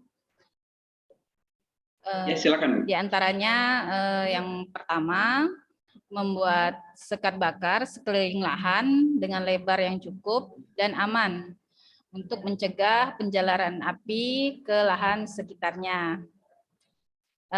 Kemudian yang kedua, menyediakan bahan dan peralatan pemadaman api yang memadai. Nah, kemudian yang ketiga, pemberitahuan pemilik lahan yang berbatasan sebelum melakukan pembakaran tersebut. Selanjutnya dilakukan secara bergiliran. Jadi jangan serempak, jangan sama-sama di saat melakukan pembakaran tersebut. Inggrisnya ada ini, ada translate. Kemudian dimulai dari tepi lahan. Pembakaran dimulai dari tepi lahan dan juga harus diperhatikan kondisi arah anginnya. Kemudian harus dijaga secara bersama-sama. Dan tidak diperkenankan meninggalkan lahan yang sedang dibakar sebelum apinya benar-benar padam. Kemudian menggunakan dan mengutamakan tata cara tradisional sebagai kearifan lokal masyarakat setempat. Terus terakhir, tidak mengakibatkan lahan orang lain ikut terbakar dan mengganggu keselamatan orang. Mungkin itu yang hal-hal yang mesti diperhatikan saat membuka lahan agar aman. Baik, ya, terima kasih Bu. So what's Ibu Fit? Saja Bu? Cukup mungkin. Okay. So what Ibu Fitria mentioned is about how to, if you would like to do a fire, in your area, so we have to consider some factors. I think this is also the same principle in the prescribed burning. We know the prescribed burning or the control fire. So it should be in small area. The second one, we have to monitor time to time. I mean, so we have to do that. We have to be there. Then we have to wait, and then until the fire is already, finished, and then we have to do it, not together with, let's say, one village. So it should be one people in one area. So maybe today this person, and next day should be another person. So we have like a schedule for the fire. Even particularly in our regulations, it mentioned that you have not allowed to do fire, but in some another regulation still allowed for maximum for 2 hectares, especially for the traditional for local community. So that's the answer from Ibu Fitria. I think we still have one more question here. Okay, from Bapak Heru Budianto from Kalimantan to Dr. Ahmad Faiz. How effective is the indirect extinguishing of brick fires on peatlands because of the type of bottom fire? Please, Pak Faiz. Thank you, Mr. Heru Budianto, for your question. According to my research and experience, indirect extinguishing fire break is not very effective, actually. However, it depends on the fire situation. From my presentation that I have shown several techniques that can be used, actually is general fires, actually maybe for the forest fire, maybe the beluka fire, or yang peatland fire. So we can choose which way this is more suitable for the peatland fires. From my experience, direct attack is more suitable because we can extinguish directly for the fire flame. So we want to what I am to share is we have to think and design how effective the direct method to do the simultaneous extinguishment or suppression method in a big area. So we have to think and create a new ideas. So let's say what I have shown in this video, we can take the idea from there, so that if we want to break the fire in the peatland, I cannot see that is most effective. So what I can say is must be extinguished directly. Thank you. Okay, thank you, Dr. Ahmad Faiz, for the explanation. So I think maybe also it depends on the situations and also depends on the peatlands, because the peatlands characteristic will be different from from one location to another location. Definitely. Okay. Next question is from Bapak Purnomo Heriawan to Dr. Chai. What do you think the biggest challenges that will your brigade face recent and in the future? And what are approaches or efforts to address them? Please, Dr. Chai. The big challenge? The budget. The budget is a problem. Well, the people, the continuous of the force, the big challenge now for the Justified Brigade, that the people, we don't have the regular people all the time. So some of them would like to change job, and then not get paid enough, something like that. So still have that challenge. Long time that happened also with the for example Fire Hawk or Fire Tiger that training so hard, nobody would like to stay longer, so they quit and we couldn't find the appropriate people to replace. That's the big challenge in terms of the fire brigade. And then the command, it's so many bosses, in Thailand. I just say that. So when something happened, many people order from different direction to the same fires. So it's very difficult to, you know, in the field to do the proper one. That's also the big challenges. And different people don't have different idea. And most of them, I could say here, they don't get the proper training. We have not enough training for safety. When you would like to become a fire brigade, you need to have a safety first. That's why I'm one of the trainer. I always saying it that train. I mean, you have to look for your own safety first, and the process to doing so is not easy. And then the people try to ignore it, like the red ants. We switch changing all the time. So some of them don't have the proper training before fire season. So sometimes you have to do the training, I mean, on the job training, which is quite now dangerous because of the climate change. The field is drier, and then the fire intensity much higher. So we have a fatality more in the past couple of years. So that those are challenges I can see. Thank you.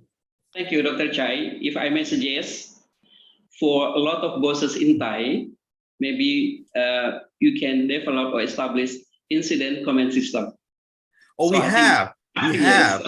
We whatever you say, we have everything. Okay, we have everything. We have all the manual, all the process, everything. But when the time comes, so many bosses, you know, from different places, they order differently. So it's quite difficult for the real thing. But on the book, yes, you have everything. Okay, thank you. Follow that different story. Okay, thank you.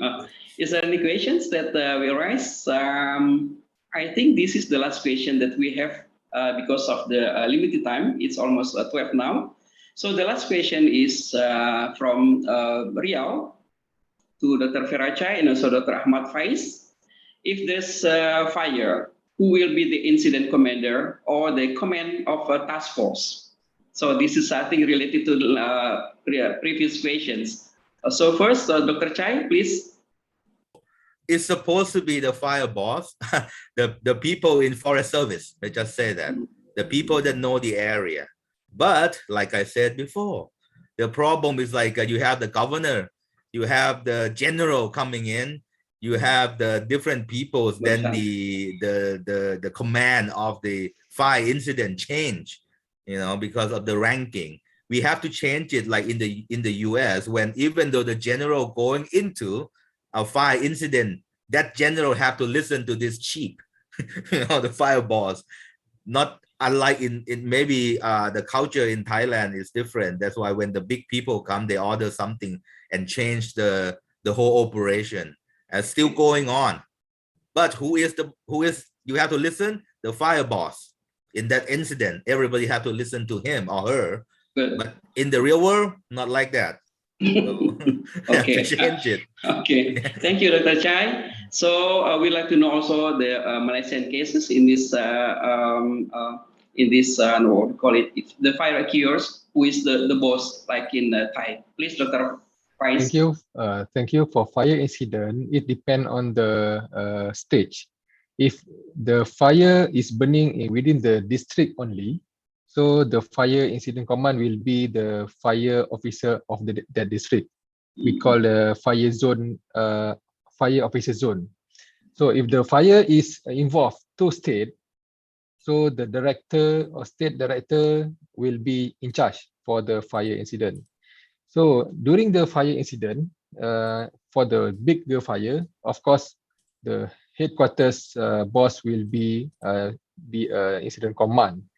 So in that case, for the real situation, actually, the fire officer actually lead the operation, but together with the involvement or collaboration with others agency.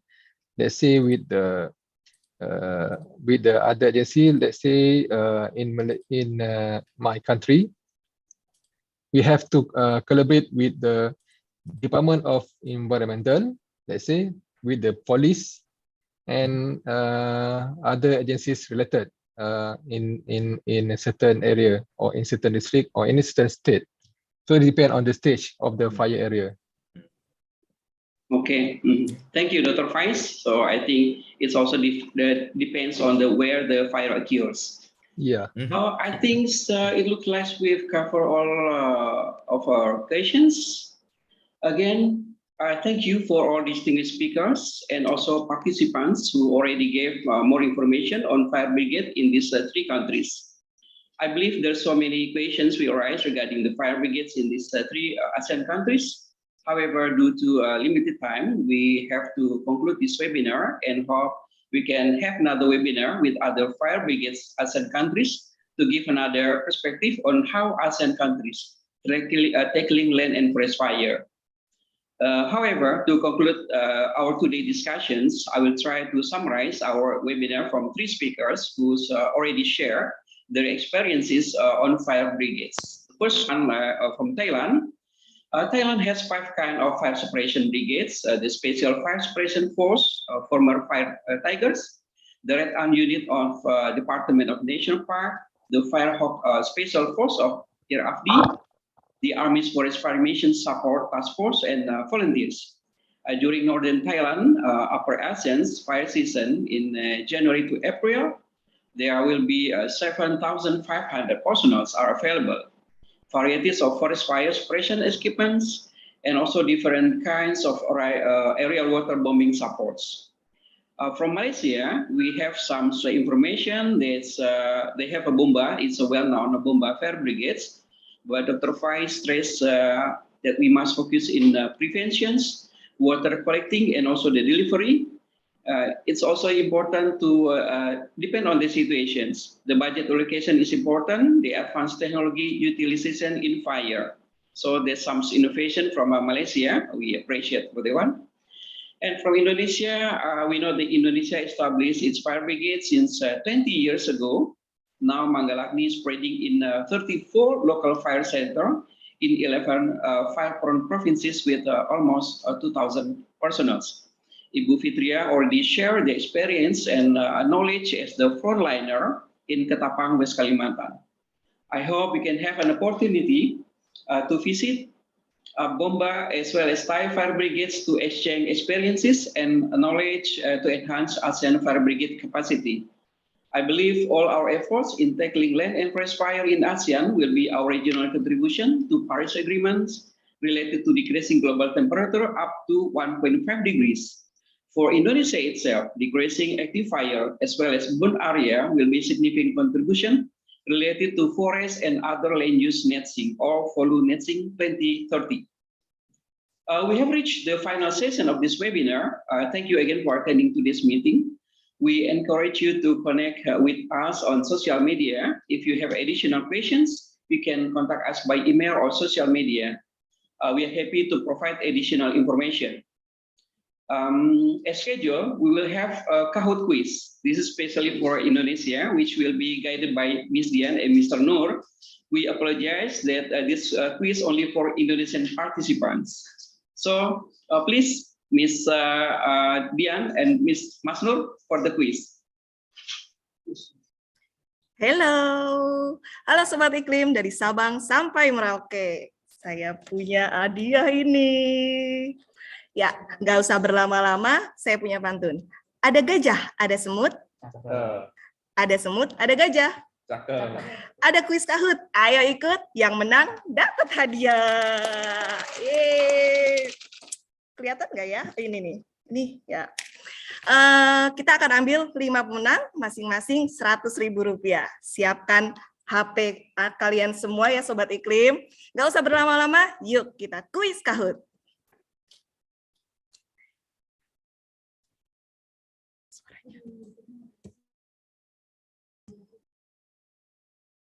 Ya, oke. Di sini ada bisa 3 cara, Sobat Iklim bisa ikutan kuis Kahoot.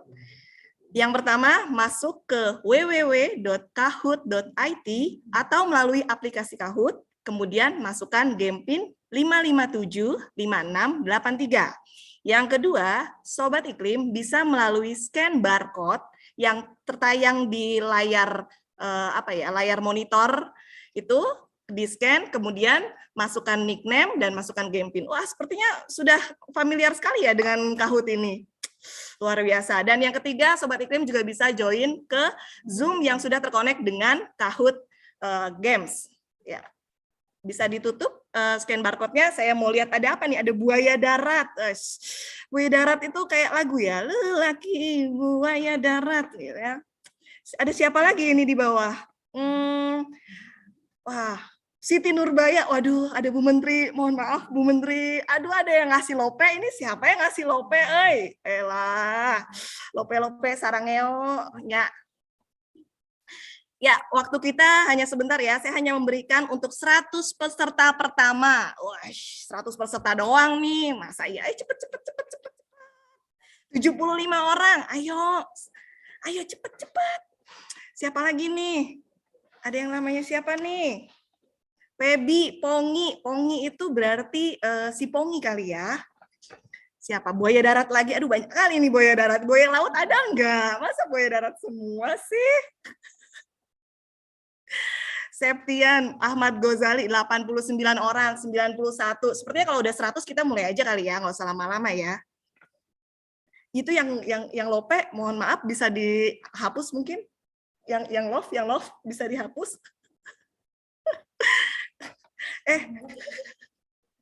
Ya, udah 100. Udah 100 nih guys, udah 100 kita mulai ya.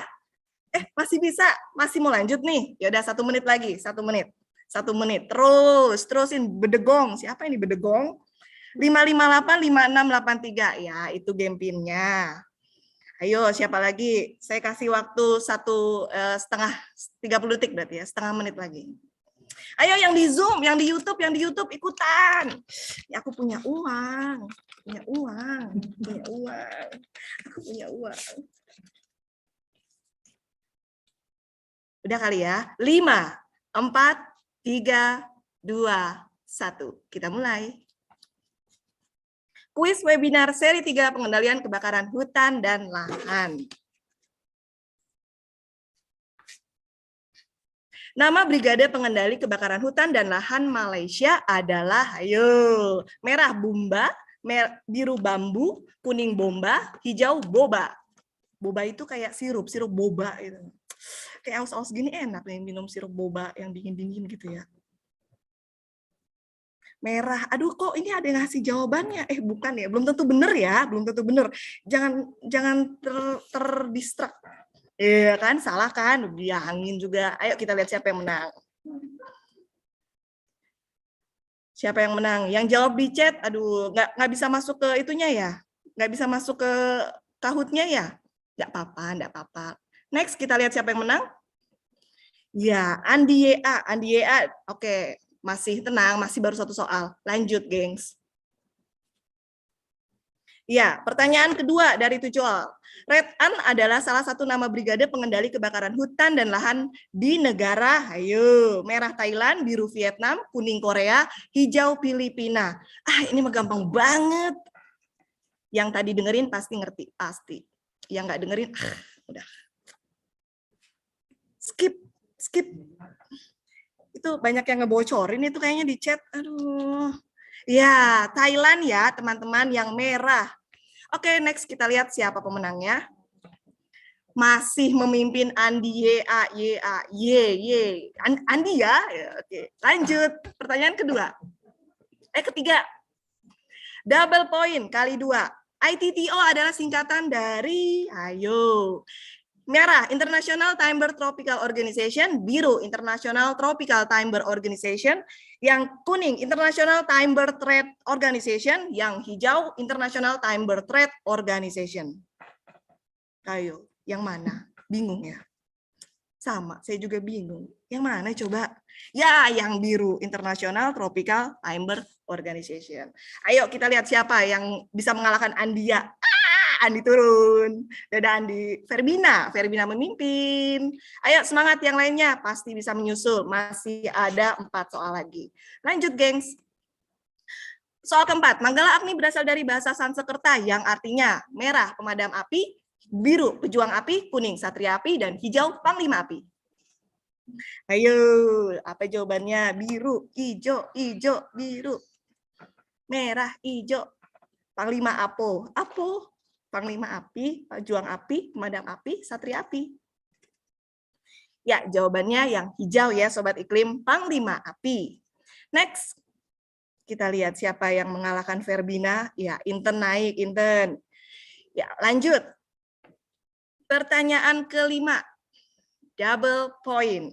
Satwa yang ada pada lambang Manggala Agni di bawah ini adalah satwa, ayo, siapa itu? Merah bekantan, biru orangutan, kuning monyet, hijau kera. Ayo, ayo, siapa? Siapa? Yang pasti bukan saya ya itu ya. Bukan saya. Bukan.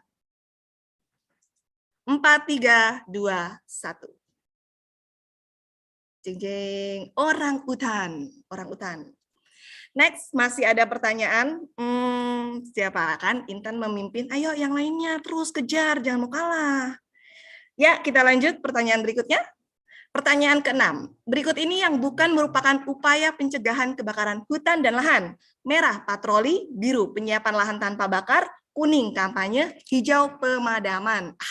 Ini mah gampang. Bisa lah ya.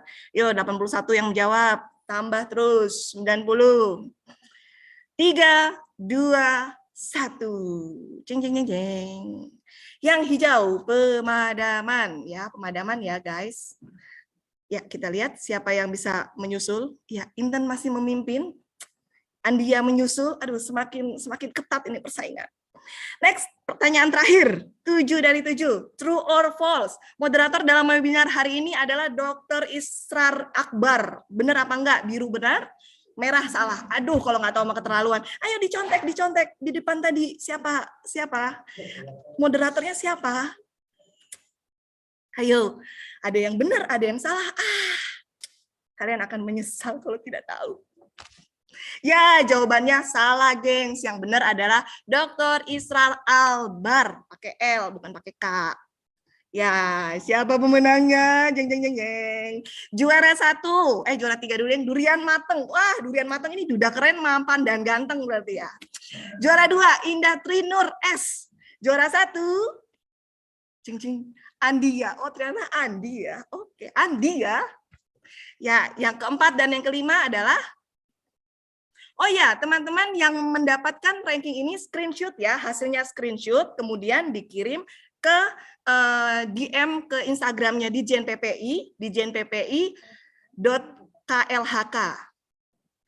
Boleh tadi dilihat yang juara 4 dan 5, jadi juara 1, 2, 3, 4, dan 5, kirim hasil screenshotnya ke akun Instagramnya di jnppi.klhk atau bisa dikirim ke email setdijenppi@gmail.com ya.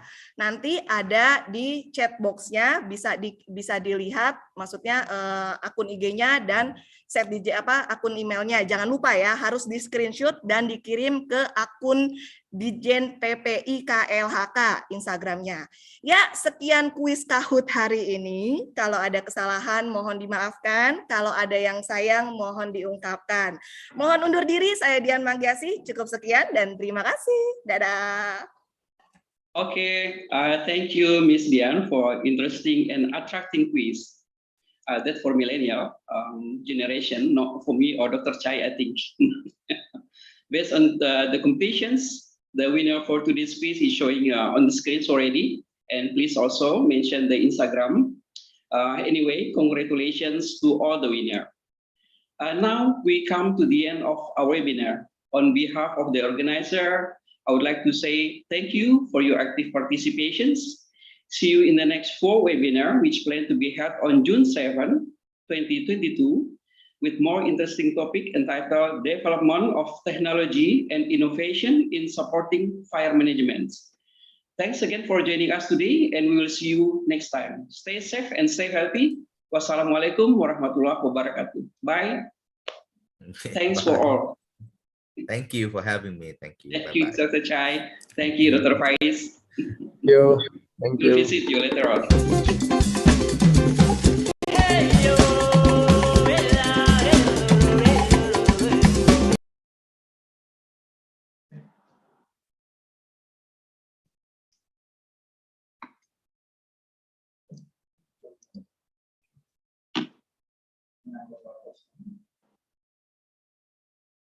Real.